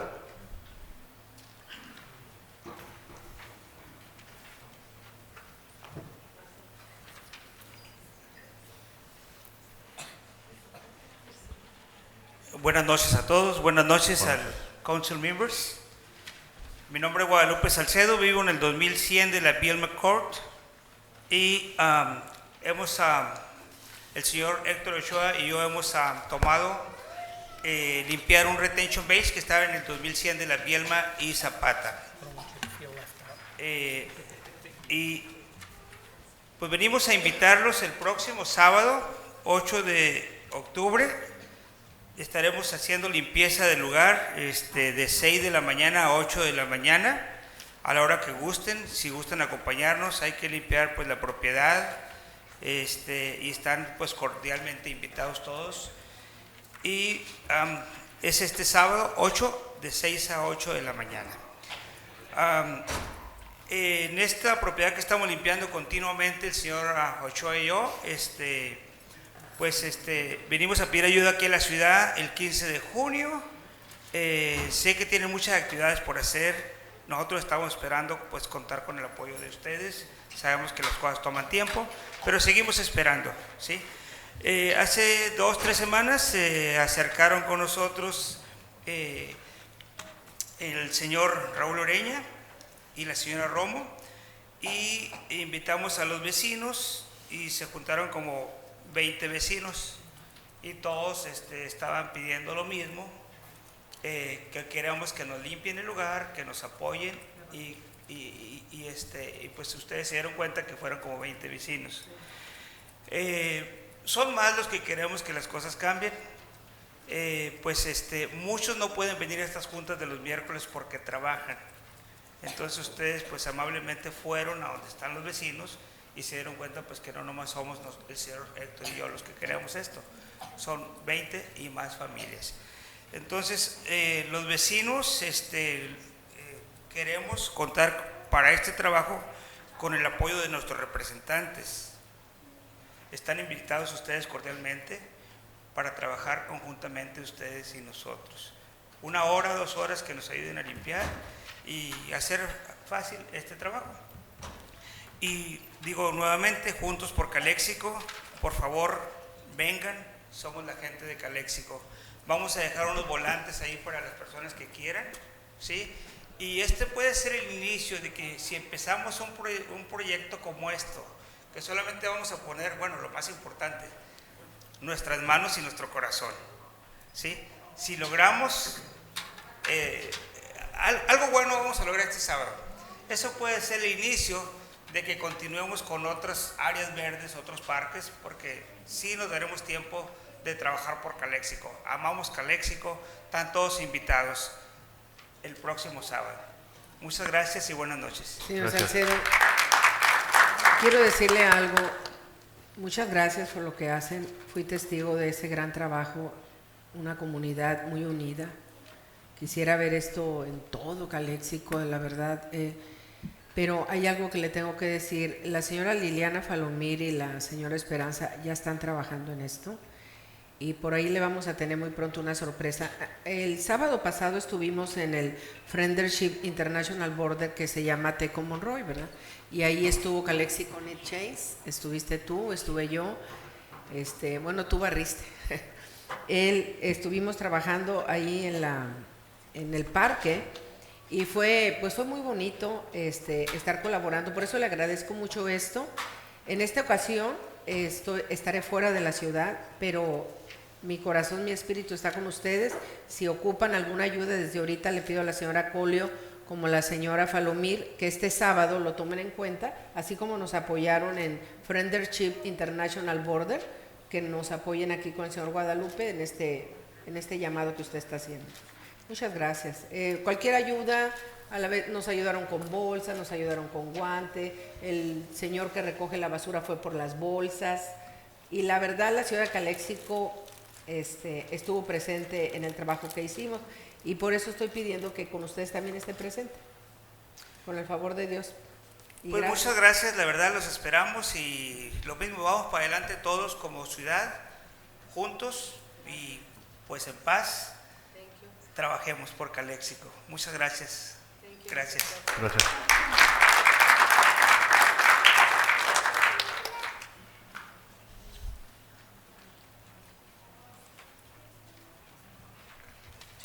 Our next speaker is Carmen Estrada.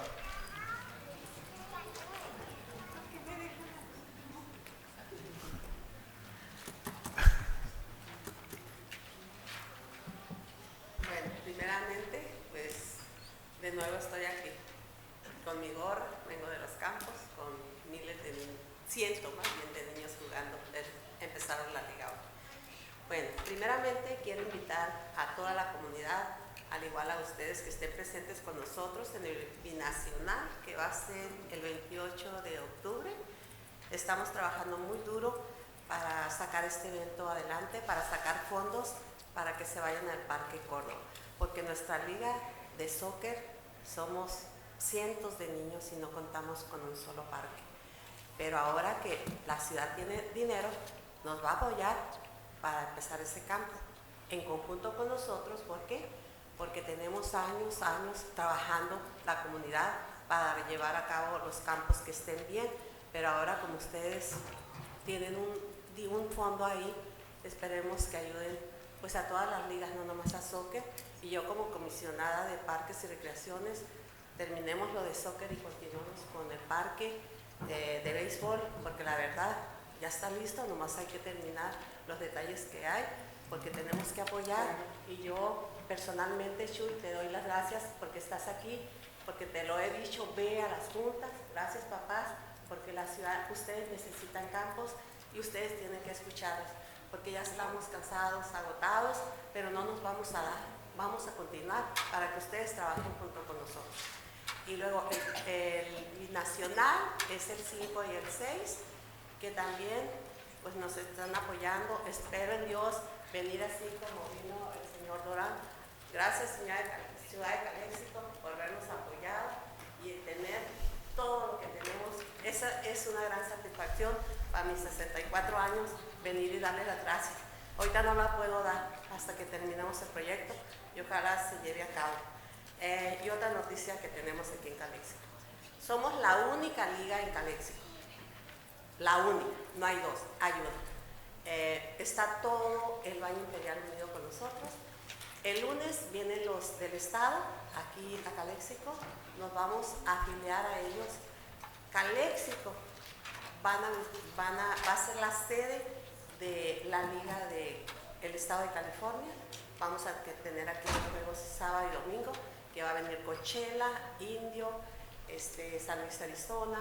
Estoy emocionada porque me acaban de dar la noticia. San Luis, Arizona y varias ciudades que van a estar aquí con nosotros.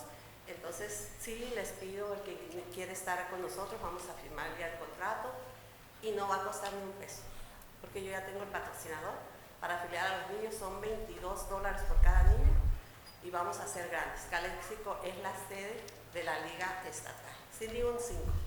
Eso es lo que a mí me engrandece, que no tiene costo, porque yo me encargo con mi comité de juntar los fondos para que los niños no paguen. Y gracias. Y como les digo, queremos tener el cheque aquí de la fiesta del que vamos a tener de gala, que es el 28, y del binacional. Esperemos que tengamos bastantes fondos y se van al Parque Córdoba. Y aquí quiero tener el cheque para dárselos, para material y ser grandes, en conjunto con béisbol y todo lo demás.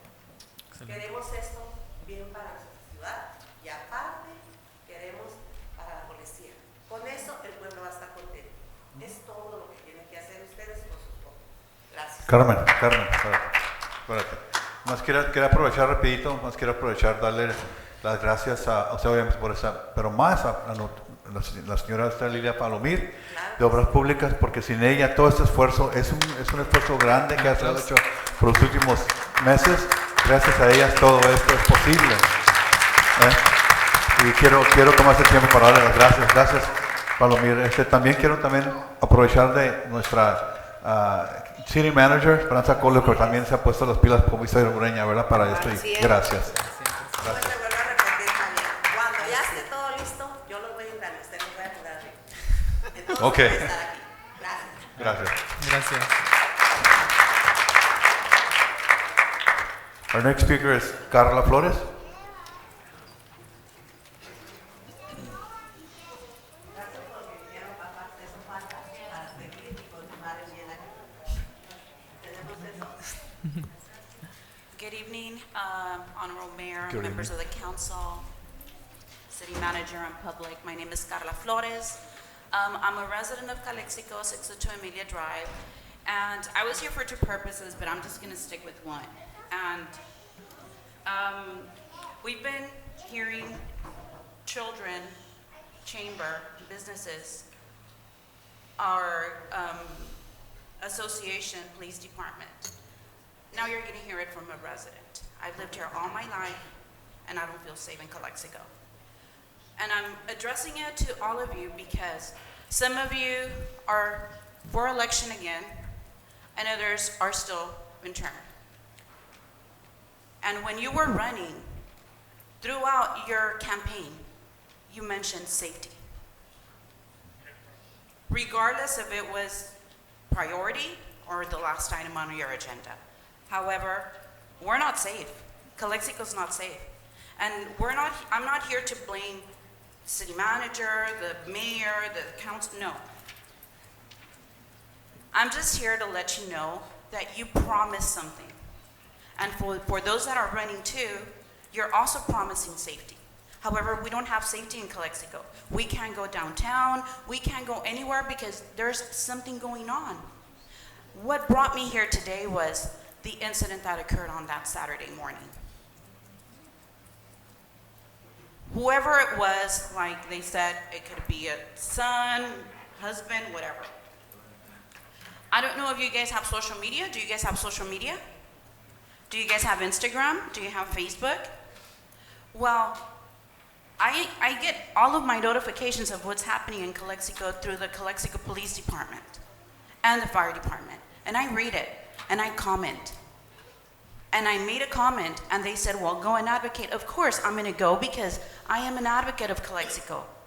And just like a lot of these kids that are here that shouldn't even be here, look at the time, and they're here listening to us, listening to the police department, listening to the Chamber of Commerce, listening to their parents of the big issue that we have. You guys know, and it's a violin. We constantly hear it, and you constantly hear about it. But I just want to read what they wrote. The Calexico Police Department is understaffed, underfunded, unsupported.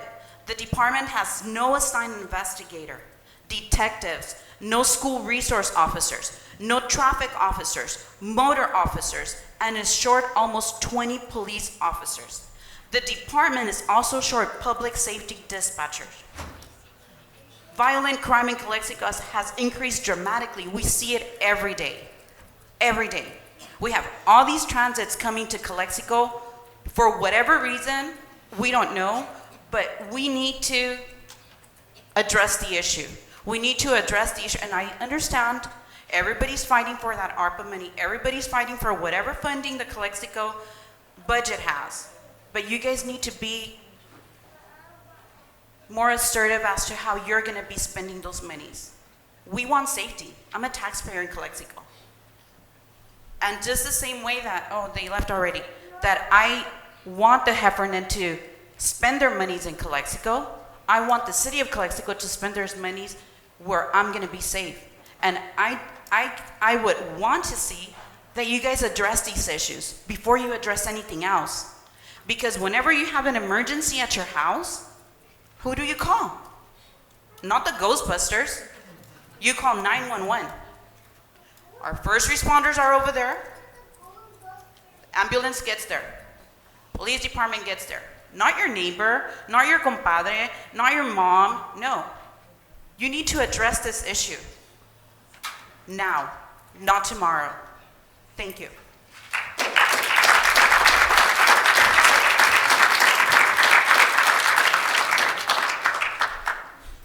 Next speaker is Rebecca Limon.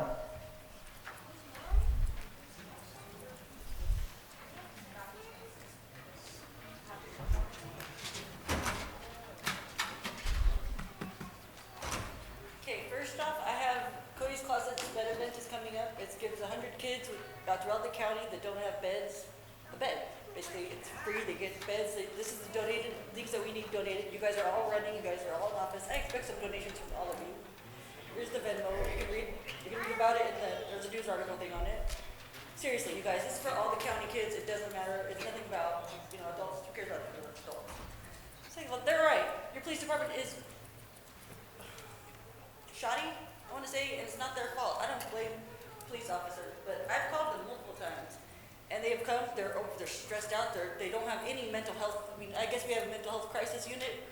They have certain hours. Why don't we have 24-hour help? Like, seriously, on weekends, you guys give all this money to Brown Bag Coalition. Everybody. Mayor Belpadilla's savior of the world. You know what a joke that was? She's the one who imported the homeless here. It's like pigeons. She fed them in the park. Now there's millions of them. What do you want us to do? We can't. You guys gave her the shower van or whatever. You guys said, oh, we're not going to give you the permits to use it. Why the hell does she have a shower van? I don't get you guys all ranting about her. I don't understand why. She's the worst. You guys need an audit. It's not you. Previous man, everybody on here 10 years ago, 20 years ago was crooked. Seriously, it was a joke. Like, so it's a joke. We're a joke to the entire state. They just laugh at us because they all know you guys are, everybody's paid under the table. It's not your guys' fault. Some of it, maybe. You don't know what you're going for. You like to just, I read your thing about fentanyl. Why are you going after pharmaceutical companies saying that they're the ones getting kids to die off and hooked? It's the tunnels, it's the border. You guys keep supporting farm workers, farm workers, farm workers. You know what? Take care of us. If I went to Mexicali, would they take care of me? Would I get Social Security, food stamps? No, I'd be screwed. You guys took an orthopedic clinic, closed it, you guys would not renew the lease. I was one of the ones who had empty out that place. You guys should have used that stuff for homeless during the winter. The one that was on 1st 2nd Street or whatever. I emptied it out. She was there for months with no word. It was just empty, vacant. We hauled 6 trailer loads full. Just stuff that could have been used, it could have been donated. You guys just wouldn't renew the lease. She was doing a good job. And I don't know why you guys, apparently someone's, I know who did, but I'm not going to say who did it. You should have renewed the lease, at least for another 6 months. You guys want to turn it into a farm worker place. Why? Farm workers have enough. Seriously. You guys want to give what, $7,000 to all of them? No. Take care of us. These kids here, yeah, they should be all asleep. I don't know why you're smiling. Oh, the 7,000 was for the city employees, not the farm workers. I'm sorry. I'm sorry. That's just a technicality, but. You'll see on my Facebook page the comment that's about that. Okay. See. You can stop laughing now. You're part of the problem. I'm listening. And I'm not racist. I'm not sexist. I don't care what you do. But seriously, if you ever call me out any of those things, you're gonna hear about it. These children are here. They're scared. I'm scared. I live in my family. Do you know Florence Nickel, Fred Nickel? Those are my family. Camacho's place over out there in El Centro. That's my family. They've been here forever. So don't say I'm not a true Calexico. What do we call it? Calexicans? Whatever we are, Calexico resident. I am. My family's been here forever, and even I've seen how crappy it is. I'm so sorry, kids. You guys, give us 2 years. We'll get these people out of here. We'll fix this city for you. But right now, you guys need to prepare up. Seriously, you guys need better bathrooms. You guys are doing a good job. You guys are really getting better right now. You guys are doing your homework, seriously. But yeah, I mean, seriously, look at this. This next generation shouldn't be laughing at us. And the state laughs at us. Everybody laughs at us. I say from Calexico, they go, poor you. They shake their heads in shame. I'm ashamed. So please, get your shit together. Shoot together. I I'm sorry, parents don't cuss, but yeah, okay, get your shirt together. Police need to come tomorrow, have a meeting with the police department. They need help. Thank you. Thank you.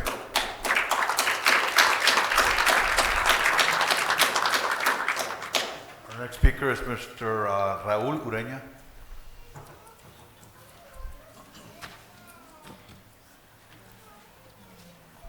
Hola, buenas tardes. Buenas tardes. Concilio, buenas tardes. Mi nombre es Raúl Ureña. Y pues para decirles aquí a los papás de que yo fui coach por 14 años. Estuvimos batallando por 14 años con el señor Íñiguez para parques, para baños. Esto ha sido por años aquí. Ahora estamos viendo que gracias a los empleados, gracias al concilio de ahora, se están arreglando varias cosas. Se están arreglando los parques, se están arreglando los baños, va a haber varias cosas buenas, pero siempre hemos estado batallando. Otra cosa, quiero hablar de los homeless. Todo el mundo tiene problemas con los homeless. Van al centro, tienen problemas con los homeless. Van a Calexico, tienen problemas con los homeless. Van a Aguirre, tienen problemas con los homeless.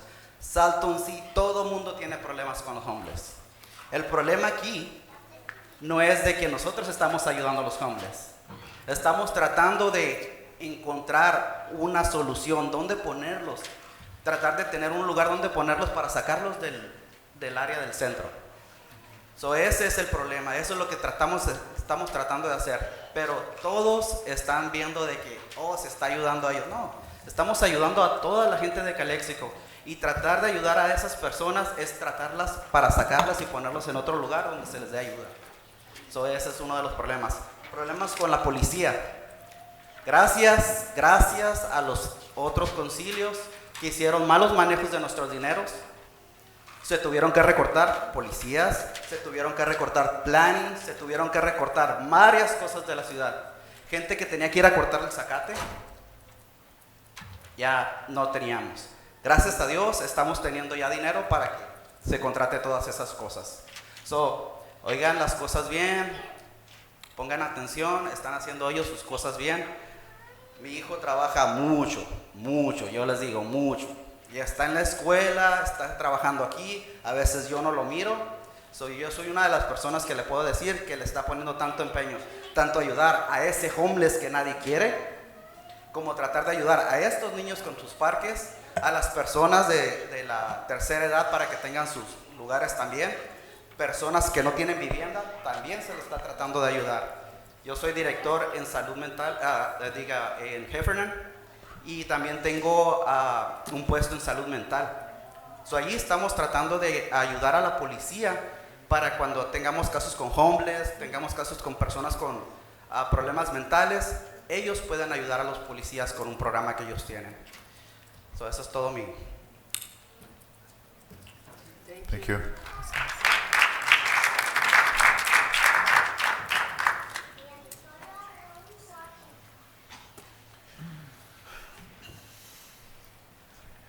Any online comments? No? Anybody else? We do have an additional one, but those are comments on the number of items. We have 5 on number 10, we have 1 number 6, and then 1 on number 4. But we'll get to those when we get there. Our next item is City Manager Report.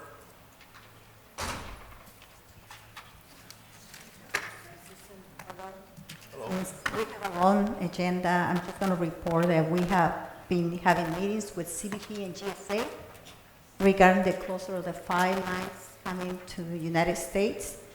The closure of the lines is due to the construction of a canopy, and the project is going to last about a year. So I think we can touch on that in the upcoming meeting when we have the adoption of the mitigation. Thank you. And do we have any commissioner reports?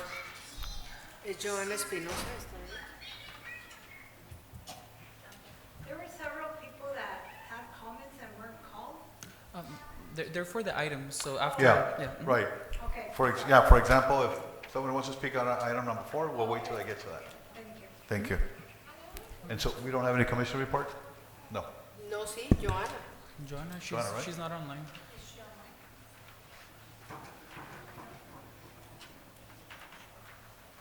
Ya quiere entrar. Me está diciendo que no puede entrar. Márcale por teléfono. Hazlo por teléfono. Okay. She had a Zoom? She's not there? She's just gonna call. Dice que no puede entrar. Tiene un reporte. Nomás hazlo por el micrófono.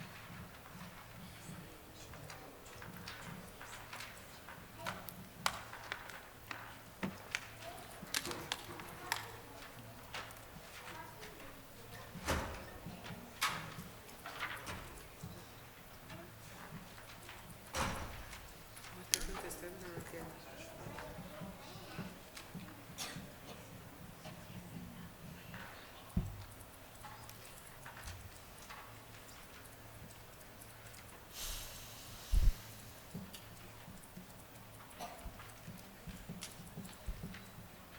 No?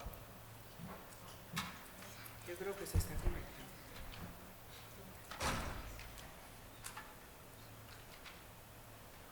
No, no está contestando. Es que está ahí. Ronnie, you there? No?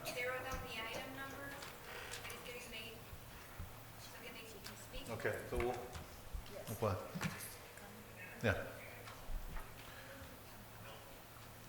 Okay, so next item is the city, ¿Estás entrando, verdad? No. city council comments and reports of meeting attended. Ariela? I don't have any. No, thank you. Okay, vamos a pasar entonces. Okay, thank you. That's okay. You have any comments, meetings attended? Comments? Yeah, Yeah. okay.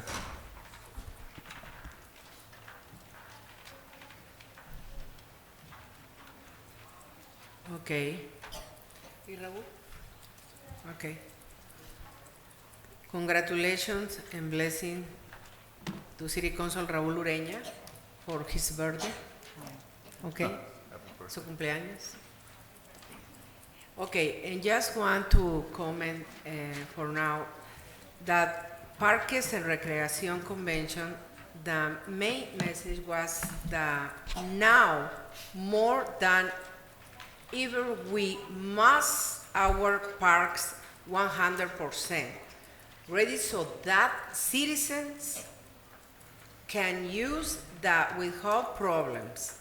We must also have more recreation programs focused on mental health, mainly in young people and seniors.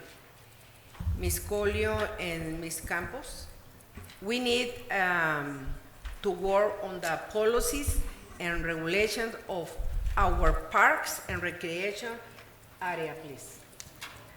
Okay, in attending the presentation of the film Ni Una Más. And I must inform all of you that I am shocked, estoy en shock así, by, it's very important film or made by Mr. Roy Dorantes.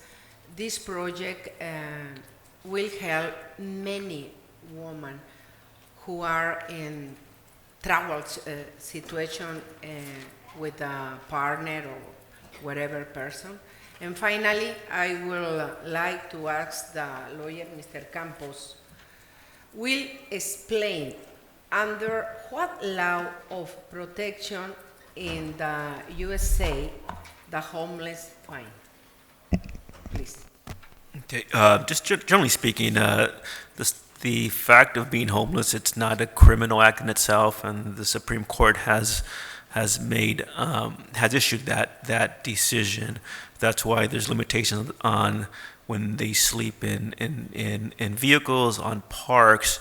They are protected under the Eighth Amendment for cruel and unusual punishment. So there are protections at the federal level as dictated by the Supreme Court as well as by state courts as well. Okay, thank you. That's it. Mayor. Mr. Ureña? Padres de familia, ¿en español o en inglés? Which one's better? English is fine. ¿Alguien que ocupe español? ¿Nadie? ¿Inglés está bien? Okay. Very good. So, yeah, I wasn't going to speak too much on city council comments. I was just going to give some directives. But since we're here in the all-important conversation about funding, safety, police officers, and parks, let's bring up some history since 2020. In March 2021, there were $9 million that came to the city of Calexico. Those 9 millones, came to the city of Calexico as ARPA relief funds. And we had a wide range of possibilities on where we could spend that money. March 2021, I did not have very much support on this council. And during that 1 year, between March 2021 to March 2022, there were $2 million that were spent, 1.8 to be exact. We spent $1 million giving each and every city employee a check for $7,000. All the other cities gave $3,000. All the other cities gave $1,500. But we are the poorest city, and we gave all of them $7,000. $1 million. ¿Cuánto cuesta los baños? How much do restrooms cost? How much does a cop cost? $1 million. That's 10 officers. That's like five park restrooms. That is probably like the completion of Heber Park. But we gave $7,000 to each and every single one of the city employees. $1 million. And then, I also voted against this. I voted against the first one, I voted against this one too. $800,000 has been invested in the police department. However, the police department said, all we want is cars. So all they got is cars. That's not true. The previous police chief, sir. The previous police chief put 2 requests up here, one for 8 police vehicles and then another one for 4 police vehicles. So now they have 12 cars and no cops. If you would have asked me, and this is the reason I voted against it, not because I'm against cops, but I have to ask myself, do you put the cart before the carriage? We could have used that money to kickstart, get 2 cops and 6 cars, or get 4 cops and 4 cars. That would make sense. But I was, not supported back then, and that is what happened. $1.8 million misspent. Now, as a result of all of that, I organized and I helped organize protests on ARPA. The community came in here, they protested, and the rest of the 7.2 million that was left over from the 9 million, the community showed up here to make sure that it was spent exactly where it's supposed to be. $1 million for emergency response teams, $700,000 for parks, which is what we're going to start using for the lighting, which is what we started using for the soccer fields. That happened March of 2022. Now you might ask yourself, if March 2022 you fixed the budget, why aren't we seeing the improvements? It's October, it's been like 6 months. Clear answer. March 2022, Miguel Figueroa was still the city manager. He was 2 months away from going to the county CEO. Obviously, when you're exiting a job, you're trying to pack things up for the transition for the next person. So not many things were gonna get done in those 2 months. Then we have 2 months of city manager, I almost called him city chief again. Interim Chief Favila was here for 2 months, not to take on something big like the ARPA package, but just to keep the city afloat while we get the new city manager. Ms. Esperanza comes in July, 3 to 4 months ago, and things turbocharged, right? We now finally have the lights for Legion Park on the agenda, the pressure washer for the downtown. We had the investment obviously for the soccer fields because that one is immediate. They have their championship coming up. I consulted with my ex-coach, Mr. Mateo, cuando es el All-Star game, so we have the right schedules for these things. That's why it's taken so long. And just to be very clear, the city of Calexico has spent $0 on homeless. Of course, it's more than it's not a noble cause. It's a nationwide problem. I'm not a cause of a nationwide problem. But we spent $0 on the homeless, and it shows, right? When you spend $0 on their shelters, where are they gonna go? To the parks. They're gonna go downtown, right? So we spent $0 on homeless. The city has done nothing for the homeless. And we're in the same problem that everybody else is in. We had money for cops, we had money for equipment, pero ahí están las cuentas. ¿Cómo se dice? Luckily, in these last 2 years, and I'm talking about once the border reopened, because that was our biggest challenge. Ever since the border has reopened, every single quarter has been above budget. So we're getting little extra monies coming in because the economy is recovering despite inflation, economic conditions, and that has to do with the work that we're doing. So, sí, nos hemos tardado. One, because of a whole year of bad decisions, and then 4 months because we didn't have a city manager. We still don't have a finance director. Pero gracias al trabajo de esta señora, I can tell you, she's working late nights to make sure that things get on the agenda in time, and we're starting with the lights. And I really look forward to getting the restrooms out there as much as possible. And, you know, I wish I had that 1.8 million still in my hands. But even then, with the surpluses that are coming in, we will find a way to finance public safety and see what we can do. I don't want to reminisce too much on the mistakes of the past, even if they were just a year ago. It is best just to say, ya se le dieron el cheque a todos los empleados de la ciudad, $7,000 cada uno. Yo voté en contra, la Romo en contra. Y pues así estuvo, ya pasó. Y gracias a Dios estamos en buena posición, que sí está entrando dinero. Ya estamos en vista todos los proyectos que ustedes tienen en cuenta, pero sí, nos hace falta mucha gente. Y pues, bendito sea Dios, hay manera de remediar esas cosas. For what I was actually going to comment on, and I understand. Thank you for your understanding. There were a couple items, Ms. City Manager, that I wanted to ask Mr. Mayor for permission for a special meeting, or if there's... You want to do the future items? Maybe you can do it at the end? Oh, or you sure, want to do sure, it sure. right now? Right? Because I also have some. Okay. Maybe you can put it at the end, right? I'll do that. Muchas gracias. Okay. Does Mr. Garcia have anything? Mr. Garcia, does he have anything?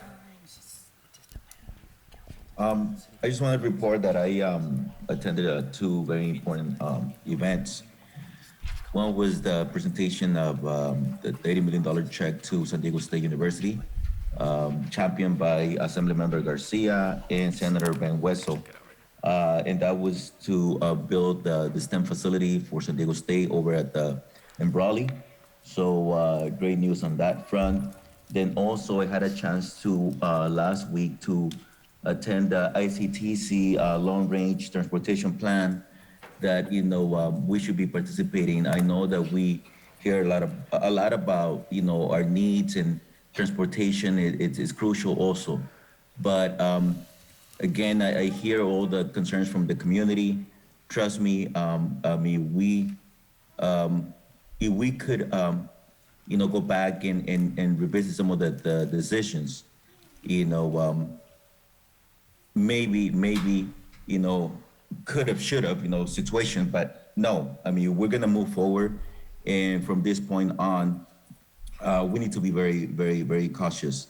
I'm glad that, the community is showing up. I'm glad that, they're always have had, that heart to help and the best intention and the passion. So again, looking forward, I'm not going to dwell on the issues, whether we make bad decisions, in giving monies to the employees.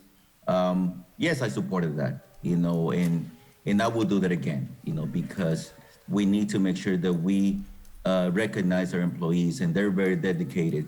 So now let's move on. Let's continue to help our community. Let's be inclusive. Let's be, just again, cautious, but looking forward to meeting with, the community and finding solutions, because this is going to take all of us, not just the council members or the city manager or the staff, but the entire community. But thank you. Thank you, Mr. Garcia. Real quick, just one item, because I know it's getting late.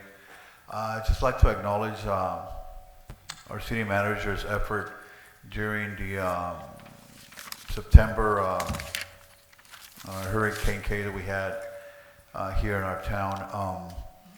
I will attend this League of California League of Cities conference, 7 to 8 and 9. And then Ms. Ariela Fernandez was with me at that time, and she was very actively involved in our community to make sure we had all the resources available for the cities. A lot of citizens were complaining with sandbags, and to kind of mitigate what's happening, because it was very uncertain what was going to happen if we were going to get the storm in our town. So On that note, I was able to observe Ms. Colio take up the leadership role, and I thank you for that, Ms. Colio, for doing that. I know Rosie and I got together with you so we can formulate a potentially what could have been an emergency, declaration of emergency, right? And I really appreciate that. And I observe you with your leadership skills. You put together a meeting here, and I know you communicated with we're public safety, fire and police, and then you immediately got to work on it. So I really appreciate that, taking the leadership role. I just want to acknowledge that here. Thank you. Moving on to items, discussion and potential action items. Number 7, adopt resolution of City Council of the City of Calexico proclaiming the existence of local emergency. Motion to approve? Second. Do I get a roll call? Yes. Second. Mayor Moreno, Yes? Mayor Pro Tem Pureña, Yes. Councilmember Romo, Yes. Councilmember Garcia, Yes. Councilmember Arreola Fernandez. Yes. Thank you. Motion passes. Item number 8, adopt budget amendment resolution for Fund Number 255-American Rescue Plan Act, ARPA, to purchase 1 pressure washer and 1 pressure washer service for the cleanup downtown alleys and sidewalks. Motion to approve? Second. Okay, Public motion Works. made by, hold on. Motion made by Mr. Ureña, second by Ms. Romo, and roll call. Mayor Moreno, Yes. Mayor Pro Tem Pureña, Yes. Councilmember Romo, Yes. Councilmember Garcia, Yes. Councilmember Arreola Fernandez. Yes. Thank you. Motion carried. Next item is item number 9, approval of bid documents for alley improvement project phase 1 and authorize the Public Works Department to send the projects out to bid. I make a motion to approve. I'll second Motion that made motion. by Ms. Arreola Fernandez to approve. I'll second. Second by Mr. Ureña. Mayor Moreno, Yes? Mayor Pro Tem Pureña, Yes. Councilmember Romo, Yes. Councilmember Garcia, Yes. Councilmember Arreola Fernandez. Yes. Motion carried. Okay, so now we're going to get to number 10, and we do have some public speaking on that item. We have 4 total. So I am going to call Jorge Soberanes.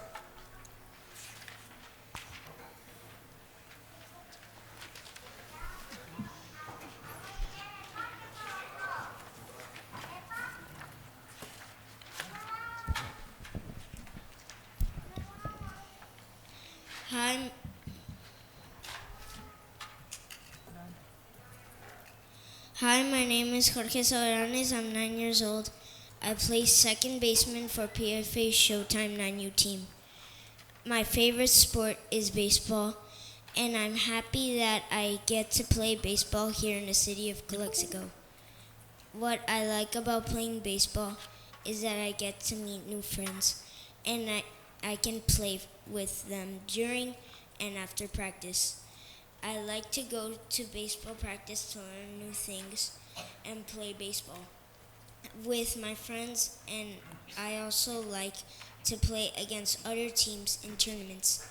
I would like for me and my teammates to be able to play in a safe and nice baseball field with lights, cleaner restrooms, fixed bleachers, and cut grass. Awesome.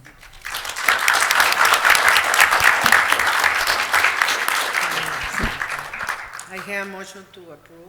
Second. Hold on, I got. I public comments. Oh, excuse me. Okay, thank you, Jorge. Thank you for that. Appreciate that. We have next speaker is Jerry Garcia.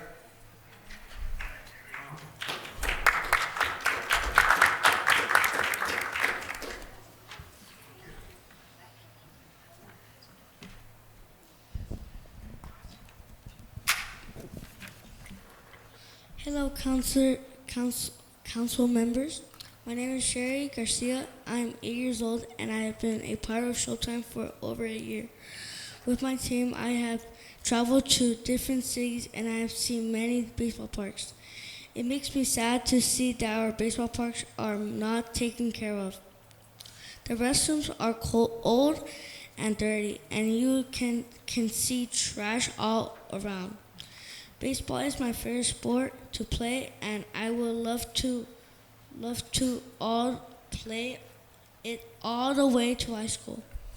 In my team, I have made many friends, and I know they all feel the same as me. Please help us and future players make memories in better parks. Thank you for your time. Please increase the budget and fence bathrooms. Yeah. Thank you, Jerry.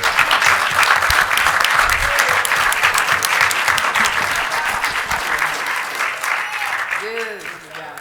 Good job. Next one is Sebastián Armani.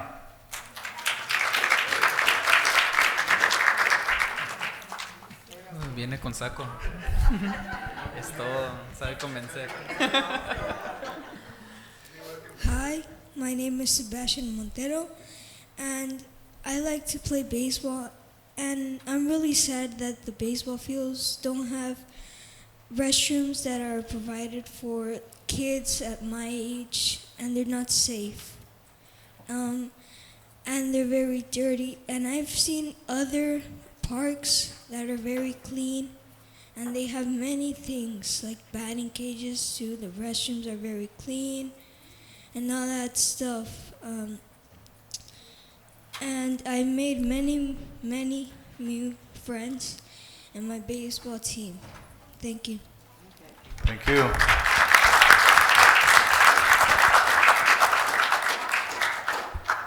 Mr. Luis Casillas, you're next.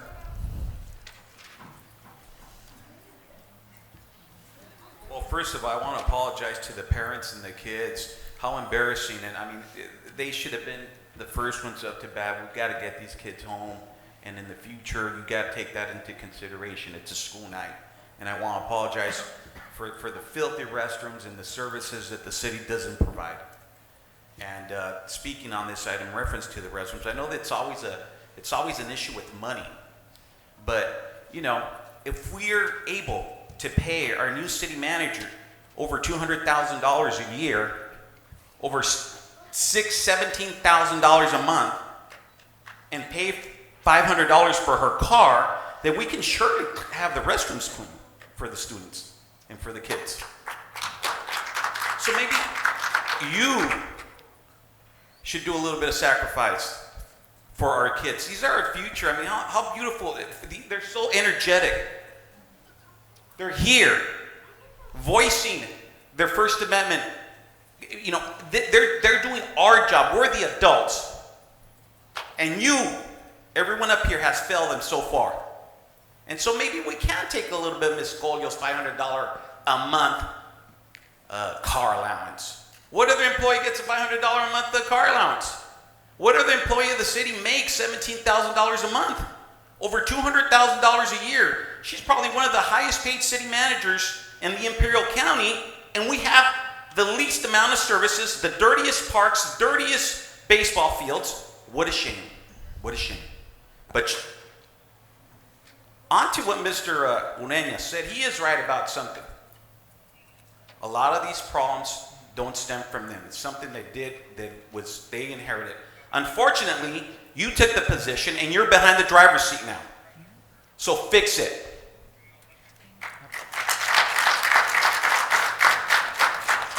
Okay, just to remind everybody, when you approach the city council, don't grandstand, okay? Just approach us. It's us. Not grandstanding. I'm Okay, saying the truth and hold I'm on, wrong. Mr. Garcia, you already had your chance. Just speak to us. When you address the city council, okay? Thank you. Next one is Jason Johns. This is how we're transparent, sir. This is transparency. You can calm down, they're gonna kick you out of here. You know how they are. They violate. I'll probably drop dead if there's an ambulance, maybe I'll go to the hospital. Again. Good evening, folks. Like I said, you guys have woken up a sleeping bear and go ahead and add on a minute and a half to that timer. You know, like Mr. Ureña said, yeah, you guys inherited this problem. But who started this problem? This problem was started by Marita Hurtado, Maribel Padilla, back in the day with Bostic and Warren, where they robbed the city blind. They took the city for millions and millions of dollars. But Best and Krieger was the one representing the city of Bell, weren't they? When they had the scandal, city attorney, right? BB Kincaid representing city of Bell. You gave them, your firm gave them poor legal guidance. And I think that's what you're doing with them now. I think you're getting paid a whole lot of money and you made partner off the city of Calexico. But let's go back. The tents that, according to Mandy, the city council approved their warrant, spent 50 grand on. The homeless tents that were used for a month. They're filled with perverts, pedophiles, and all kinds of other people you don't want there. But who brought the problem? And Mr. Ureña, it's re-election year. And you're sitting up there like you're Mr. Clean. But weren't you the one wanting to feed the homeless? Weren't you the one giving Chalo a hard time when they're on 2nd Street or 1st Street by the fence? Were you not the one raising heck for those people? Were you not fighting for them? Were you not an advocate for them?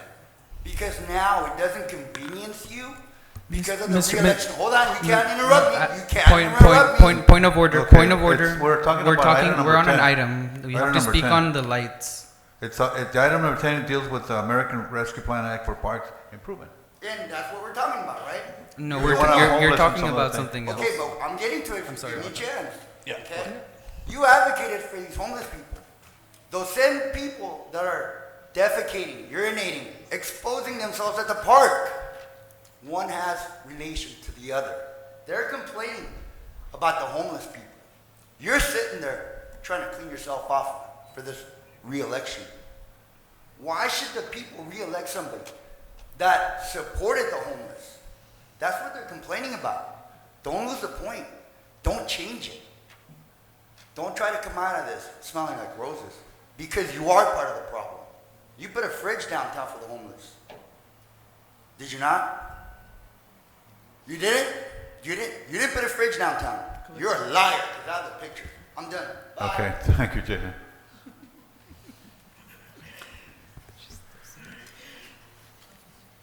Anybody else from item number 10? Nope. Okay, so now we make a motion to approve? We have, right? We have a motion on the floor by Councilmember Romo, seconded by Councilmember Arroyo Fernandez. Yeah, they're on, right. Vote. Roll call, yes. Mayor Moreno, Yes. Mayor Pro Tem Ureña, Yes. Councilmember Romo, Yes. Councilmember Garcia, Yes. Councilmember Arroyo Fernandez. Yes. Thank you. Motion carries 5-0.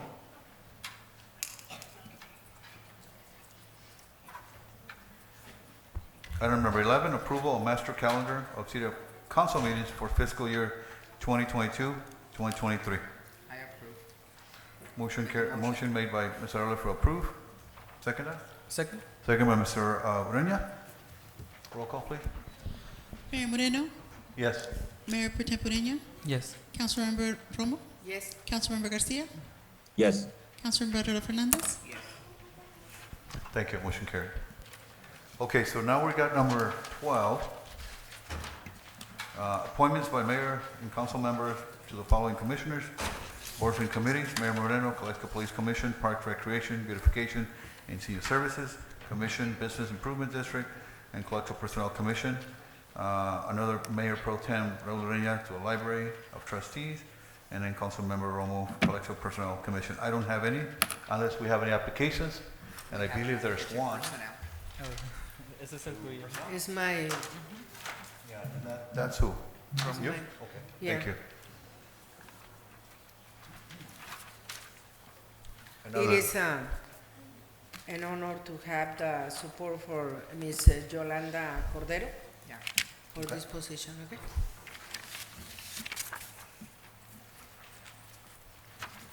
Oh, I would like to ask, there was a Consuelo Camacho that reached out to me saying that they put in an application for the library.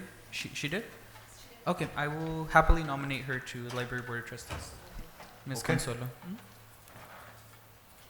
What is your last name? Consuelo Camacho. Camacho? Come on. Okay. Okay? All right. And now we have item number 13, but before we get to that, we have a public speaker. Mr. Menderes? Mr. Mayor, let's maybe take that speaker. We're gonna, Mr. Real, we're gonna take those items. There's 4 resolutions for 4 separate properties. So when we come to that property, that would be the best time to speak on the item. Okay, so we'll wait. Correct. Yeah, so just for the process, there's 4 resolutions of necessity that are on the agenda, and we're gonna hear every resolution separately. At that point in time, any property owners interested can make comments on that item. And just, I'm not too keen on which APNs are. I'm not sure on the APN which one is ours. okay, then, okay. Yeah, that's a good point. Which property is it? It's 559 Scrooge Road, but You were looking for the parcel, right? Which one? Yeah. I'm not sure which parcel number. He'll look it up. I think we'll be able to locate what property that, I think that's parcel number 99? 024, okay, perfect. Yes. Again,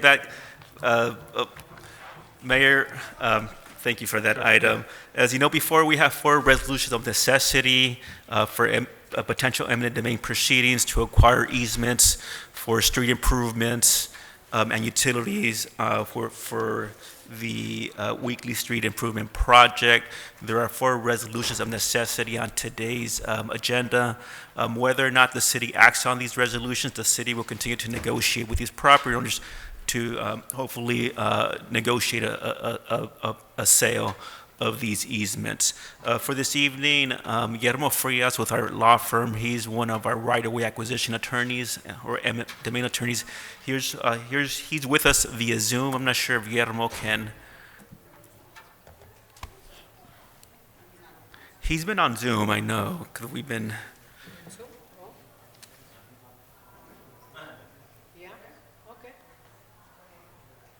Yeah, he's been on Zoom, so we just need to activate him. So like I mentioned, in terms of. Mr. Mayor, Mr. Council, I'm not sure if I can be heard because of the connection. We can hear you. Oh, you can hear us? Great, great. With regard to the 4 resolutions, as was previously stated, the city is convening 4 distinct hearings for the acquisition of easements for public utility purposes. The point or the purpose of having the hearings on the resolution of necessity is to make the requisite public necessity findings. And there are 4 of them. The first is there are 3 of them, whether the public interest and necessity require the proposed project, and staff will provide a brief description of what the project is. It's essentially the acquisition of the easements for a public utility and street project. The second one is whether the proposed project is planned or located in the manner that will be most compatible with the greatest public good and the least private injury. The third is whether the real property described in the resolution of necessity whether the real property described in the resolution of necessity for the proposed project is actually needed. And number 4, but this is not a public necessity finding, it's a prerequisite. Nonetheless, it's whether the required offers to purchase the real property were made. In other words, were pre-condemnation offers made for the property. And also just to overall determine whether proper notice has been made and whether the appropriate environmental reviews have been undertaken. I just want to point out before we have a description of the project, things that we're not here to consider tonight, and that is what the fair market value of the property. All we're considering at this moment is whether the public necessity findings have been made, whether a pre-condemnation offer was made, and whether all of the appropriate prerequisites and reviews have been done. If the council were to decide to enact these resolutions of necessity, I think the city attorney said it well, it does not commit the city to acquire the properties, although it does authorize the filing of an eminent domain action. It does not preclude future negotiations. A pre-condemnation offer was made and several counter offers have been made. That negotiation process can continue. And so that's essentially the parameters of what we are doing today, just focusing on whether the prerequisites have been satisfied and whether the public necessity findings are satisfied.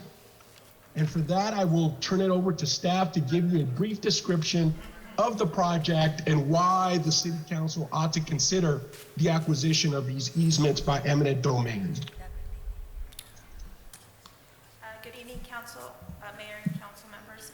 The City of Calexico was fortunate to receive funding through the Congestion Mitigated Air Quality, which is CMAQ, to do preliminary design, to do right-of-way, as well as construction of an unpaved portion of Weekly Road between Scaroni Road and Portico. So we come before you to request the adoption of this resolution so we can proceed with the project. So we come before you to request Weekly Road between Scaroni and Portico.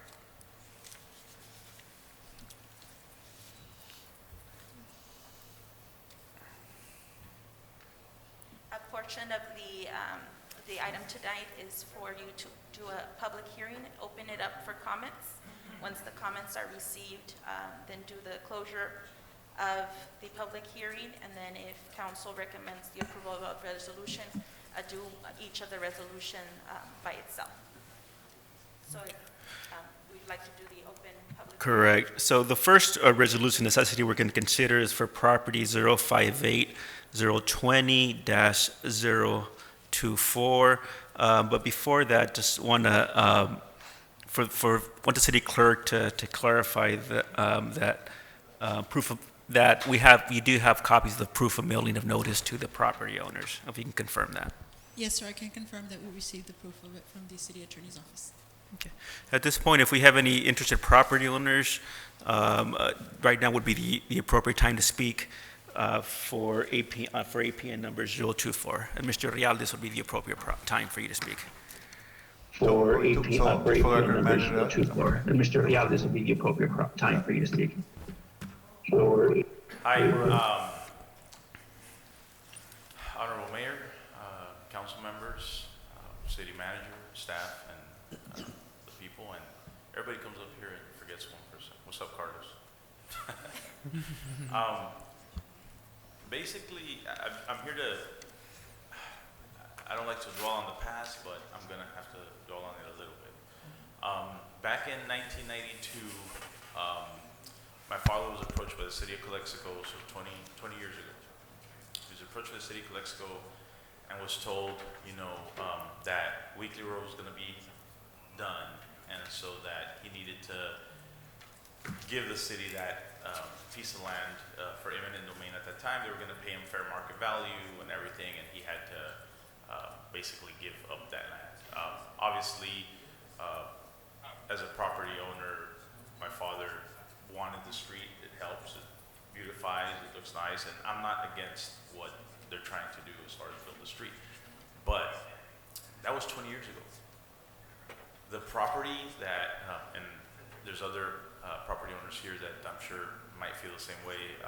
That property that was, I guess, not taken away, but was kind of frozen by the city for my father is property that could have been rented, could have been used, but for 20 years it's been just sitting there because the city said they were going to do something and it's taken 20 years. The concern is it going to take another 20 years? Is it going to take 1 year? Is it going to take 2 years? Do we even have a time frame on what's going to happen there? Is there, we haven't seen any renderings of what the idea is that's going to happen there. I have other questions. Why not Scaroni Road? That one's way worse than Weekly. I mean, Weekly is a road that nobody really travels, so I'm kind of shocked why that one first, because I think Scaroni is more important. But all in all, I guess, like I said, another thing he was told, don't worry. Once if you give us that property, we'll go ahead and put I think sewage and plumbing and water and everything there. Is that going to be on the table? Is that something that's going to happen? We're just kind of being told, hey, this is a process, but nobody's. Binder Rosenthal, I think, is the law firm. They've talked to us, but nobody from the city's reached out like, well, this is what we want to do. What do you guys think? Is there going to be an opening for a car to go through there? Or is it just going to be a regular?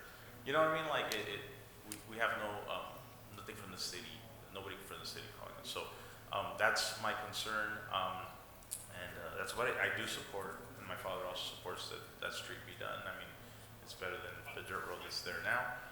But utilities and all those things are something that are very important. Mayor, with your permission, I know we're not supposed to talk about something that's not on this, but really quick. 8 a.m. the trains passing through Calexico stopping the whole city. Something needs to be done. They used to pass at 4 in the morning. Now at 8 a.m. the train is passing through the middle of Calexico, stopping everything. Something that definitely needs to be looked at. All right, thanks. Thank you. If there are any interested property owners on this item, right now would be the appropriate time to speak. At the same time, too. If there are any interested property owners on this item, right now would be the appropriate time to speak. At the same time, too, if there are any interested property owners on this item, right now would be the appropriate time to speak. At the same time, too, if there are any members of the public, generally, this would be the time to speak on this Campos, resolution. Just one real thing. Mr. Lord mentioned that you couldn't understand what he was saying. Were Can you able to help us out? understand? Tell him to repeat himself. I think that was right now. Yeah. I think that was my recording. That was me. I think that was my voice right now. Guillermo said something if he was referring to, I can't hear, or was it him? It was my voice. I think that was, I was speaking and then The echo. it was delayed on the Zoom. Okay, that's fine. Correct, so Mr. Mayor, that I it's, have the is, the city attorney. that's Guillermo. Go ahead, Mr. Frias.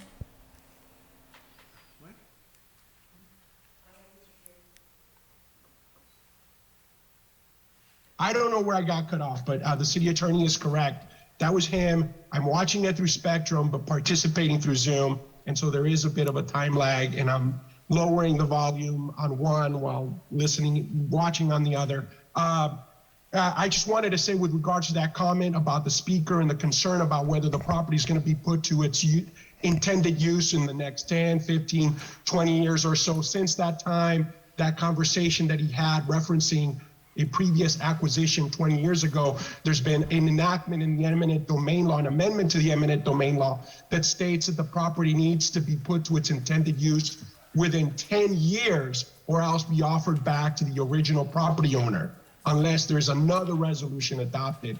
And so that is a concern that was shared by everyone. It's a concern that was addressed by the legislature. And now there is this provision that the property owner must be, the property must be put to its intended use within 10 years.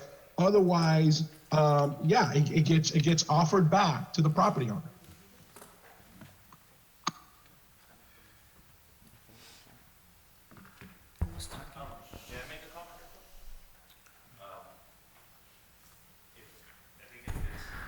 If I'm listening clearly, he's saying that it could take 10 years, basically. Not that it's going to, but that it could. Well, that's what happened already. It's been 20 years. And that property was, like I said, it wasn't an eminent domain proceeding that happened back then, but it was Mr. Martinez back in those things. I forget his first name, Mr. Martinez. Back then it was very different. He showed up in his cowboy hat and talked to my father, shook his hand and told him, you cannot use that property anymore because we're gonna need it. And my father said, okay, well, being back in the day, a handshake meant something, and that's the way it happened. 20 years later, nothing's happened. Mr. Martinez obviously is not here anymore, and so that's kind of the thing, things that were promised back then, we don't know if they're going to be promised now, what's happening, so, and then, like I said, 10 years, I hope not, I hope it doesn't take 10 years, but a property, income on that property has been lost for 20 years because nothing's been done. And Calexico said, don't use it, you can't do anything on it, you can't build on it because we're gonna need it for a street, and 20 years later, nothing's gonna happen. So hopefully it's not another 10 years because then, again, it's that's I think the concern, so. So you mean to tell Mr. Real that nobody has spoken to your father about this? 20 years ago. 20 years ago, but Yeah. recently there. Just a letter that came in, just a letter from the attorney, and they've called a few times, but it wasn't no negotiating or nothing like that. It's just kind of like letting us know that this was going to happen, and again, nobody's against progress, right? I mean, everybody wants a street where there's a dirt road. If I go even back in time even more, the Colonia program that had all the money to do all the streets, for some reason that little street's the only one that didn't get done. Everything on the back got done, but right there, that little piece, but, you know, other places got done because of political friendships and that area did. But that's, like I said, back in the day. I think everybody that has property there is for it. It would be dumb not to be for it, because obviously it increases the property value and it beautifies and everything, so that's fine. But I guess everybody kind of wants an assurance, like, is this really gonna happen, or are you gonna take my property for another 10 years and I can't use it, I can't rent, and I lose income and nothing's gonna happen. I think that's the issue more than anything. So that's it. Thank you. I just want to inform the council that the city did hire a consultant, Vendor Rosenthal, as well, who has been assisting us with the right-of-way, as well with Baby K. The city did receive federal fundings, as I mentioned earlier, for preliminary engineering, right-of-way, and construction. If everything goes well within obtaining the right-of-ways and easements, I project that we can begin construction hopefully in March of 2023. But that is if the right-of-way, we obtain the right-of-ways. There's 4 properties that are going to be affected by this project.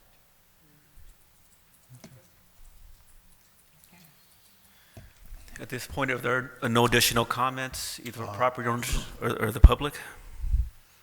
If No. there, Mr. Garcia, does he have anything to add? Councilmember Garcia, do you have any comments?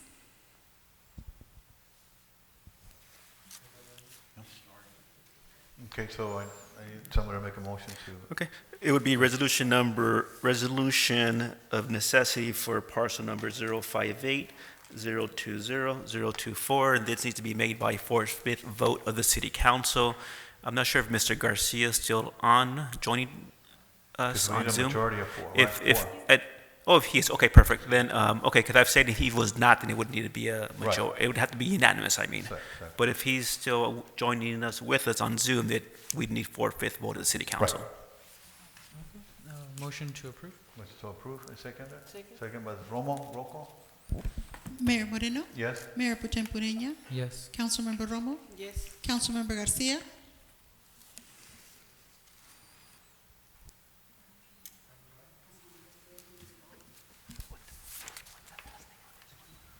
Yes?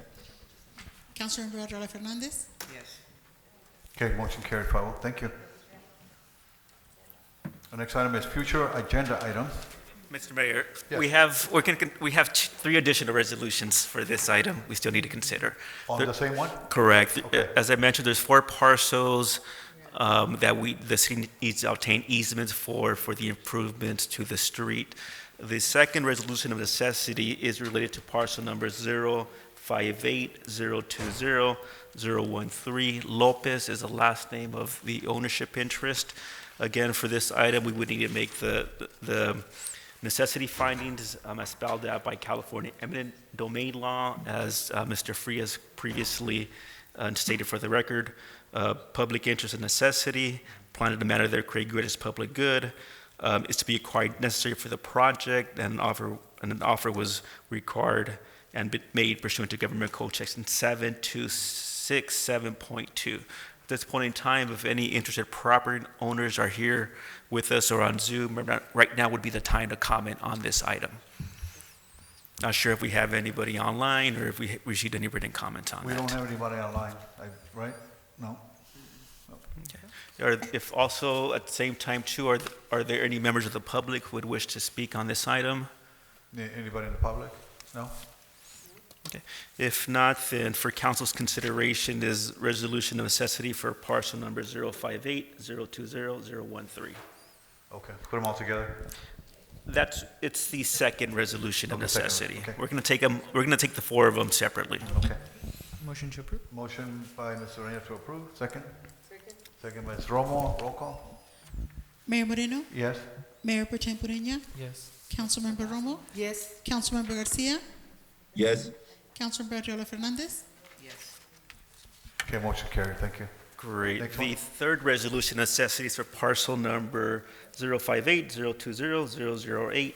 Vela is the last name on the property ownership.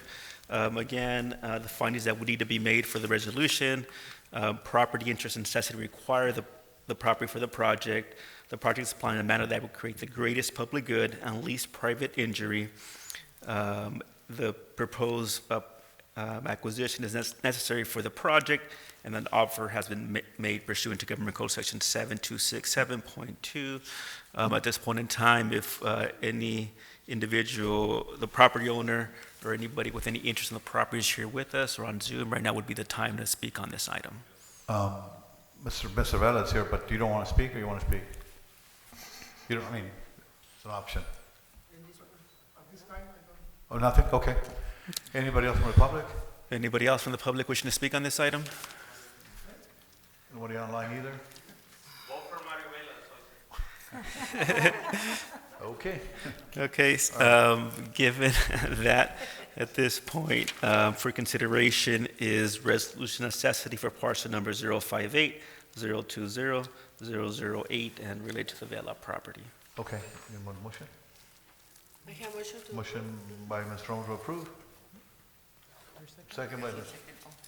You already seconded, no? No, we're gonna set Second by Mr. Aurelio Fernandez. Roll call, please. Mayor Moreno, Yes. Mayor Pro Tem Ureña, Yes. Councilmember Romo, Yes. Councilmember Garcia, Yes. Councilmember Arreola Fernandez. Yes. Motion carried 5-0. Thank you. Thank you. The fourth resolution necessity is for property APN 058, 030, 099. Lai is a property, is the last name of the property ownership. Again, the four findings that need to be made for the resolution, that the public interest and necessity require the project. Before this evening, the project is planned in a manner that will create the greatest public good and least private injury. The property proposed to be acquired is necessary for the project, and offer was given pursuant to Government Code Section 7267.2. If the property owner or anybody with an interest in the property is here with us this evening or on Zoom, right now would be the time to speak on the item. Anybody interest, public interest, public owner? No? Online? Nothing? Okay. If any member of the public, if not, for the council's consideration is the resolution of necessity for property APN number 058, 030, 099. Also, just for the record, I want to state that city clerk has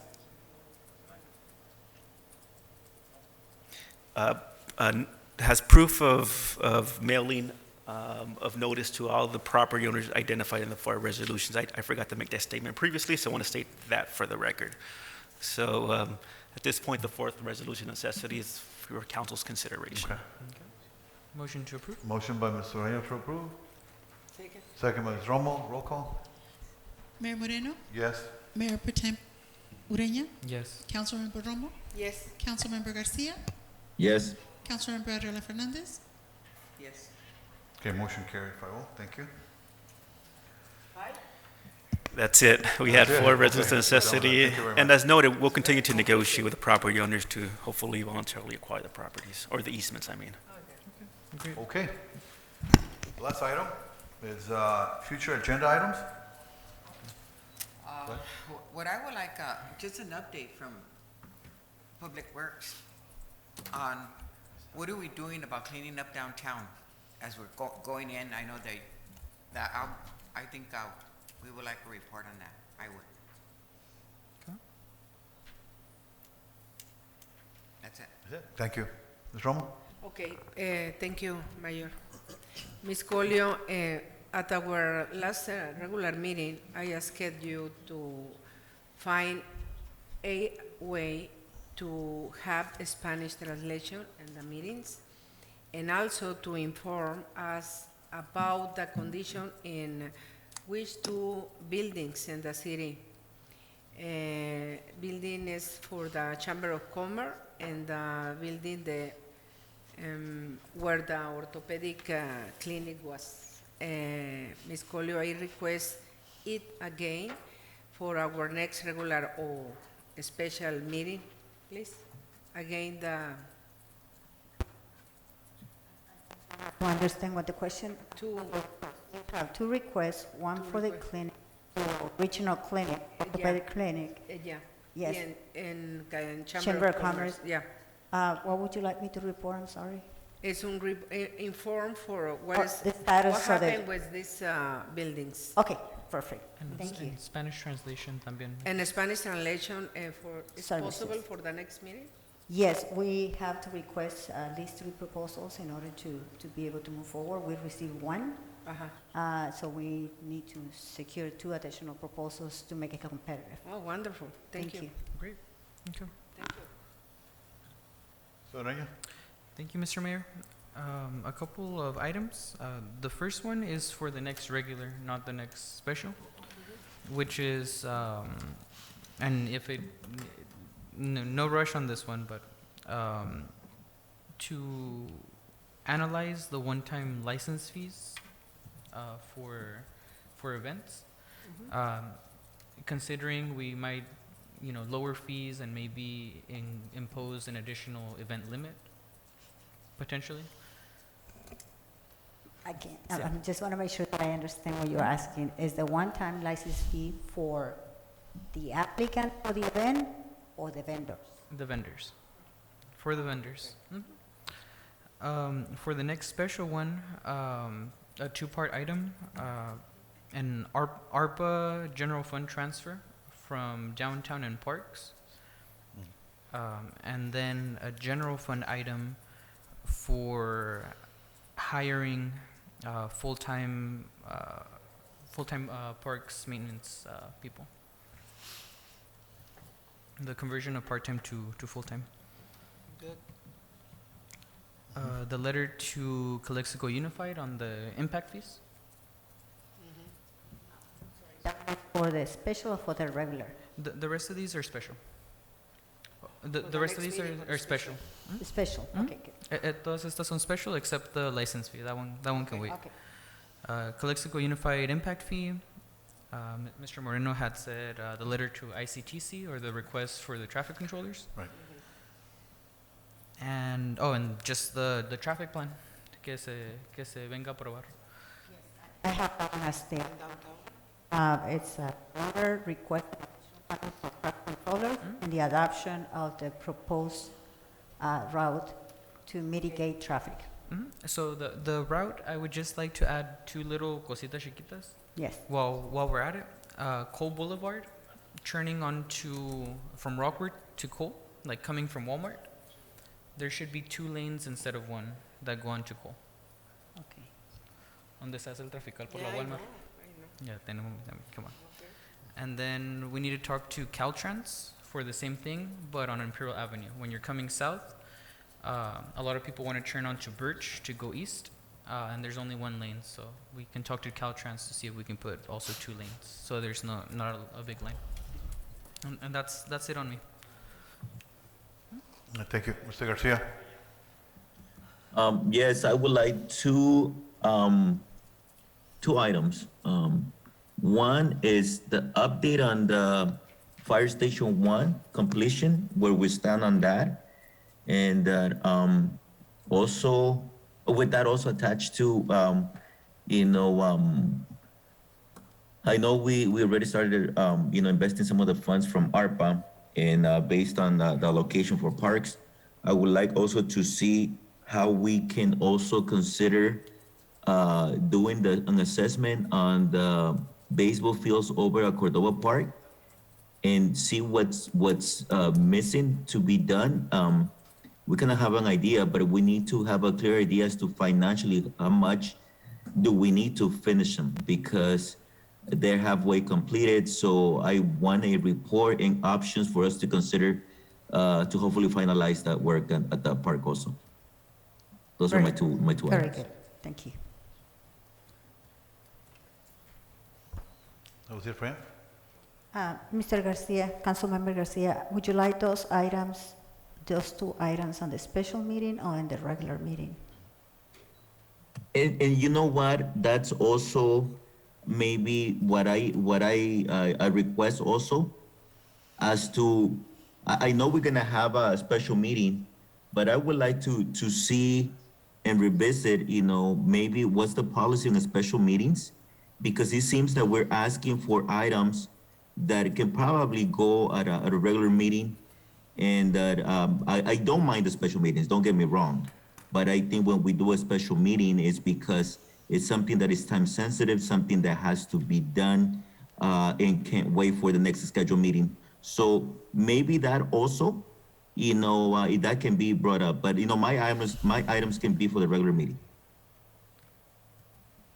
Yeah, I don't think you have anything specific as to what dictates, but generally the idea behind a special meeting is that there are items that generally, you need to take action immediately. Legally, you have a lot of discretion, honestly, and you don't have a policy that specifically dictates what can go and what can no. By law, there's certain items that cannot be discussed at a special meeting, only at a regular meeting, but that's very few. But with that said, the idea generally with special meetings is that there should be items generally that cannot wait to the next regular meeting, because obviously the public knows when the regular meeting is. They know it's a first and third Wednesday of the month. So obviously when you're holding meetings outside of that schedule, some members of the public may not realize your meeting, and there may be some criticism on that. But legally, legally, you can most items can also be heard in special and regular meeting, and you don't have a specific policy to distinguish what goes when. I'm just speaking generally in terms of public and their expectation of when the council meets, which this council meets on the first and third Wednesday of the month. But those are just general comments on that. Thank you, Mr. Campos, for that clarification. And I think just to preempt any criticism, the overarching emergency is, again, we've had the transition into the new city manager, and so we are behind on a lot of things. We're behind on the parks, and to me that's time sensitive, right? Mayor, I have a question. Ms. Falomir, when are you going to pintar the lines on the streets? I am worried about the paths and the schools. No se ven. And I think that's going to relate to the some of the part-timers that we're requesting, because she's very busy right now. She has a lot of work to do at the parks right now because of the binational tournament. Before the school started, we ordered the painting. Every year before the school starts, we order paint to paint the crosswalks, the curbs. This year, unfortunately, due to delays on material, we started late. I only have one painter, and then an assistant that helps him out. They worked for about 3 weeks at night to paint areas. But again, you guys are asking for a lot of improvements into parks, so I have to distribute staff. So I would recommend that if you can just give me a couple of time, because I don't have enough staff to do all the items that has been requested from the Public Works Department. Okay, a year ago I requested, hace un año lo pedí.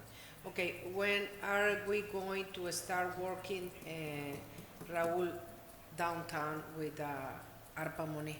Cuando contratemos más staff. Y Sure. sí, segurito. La señorita Lili está tratando de hacer todo, pero hasta que no le demos staff, no se va a poder mover a la velocidad, y ahorita está en todo con la binacional. Así And que finally, Mr. Serrano, what happened to report I asked from traffic control, you remember? Yes, I have that report ready whenever you want me to give a presentation. Okay. next meeting. Next meeting? Sure. Sure? Okay, thank you so much. Thank you. Okay. Last but not least, me. I just have 2 items for a future agenda, not just special meeting. The one in anticipation to the Farm Worker Service Center that we're going to meet the executive tomorrow, I believe, Ms. Colio. We're going to have a meeting on that to just kind of talk about what's going on with the project and all that. So I'd like to bring that up for public notification. What's an update on that? Okay. And then also,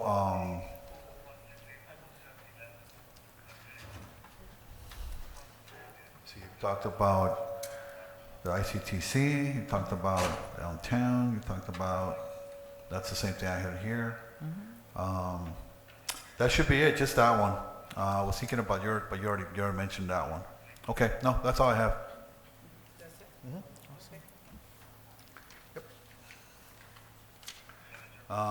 Okay, I'll entertain a motion for adjournment.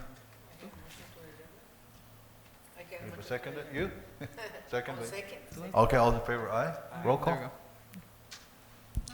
Mayor Moreno, Aye. Mayor Pro Tem Ureña, Aye. Councilmember Romo, Councilmember Garcia, Aye. Councilmember Herrera Fernandez. Thank you. Meeting adjourned. Thank you, ladies.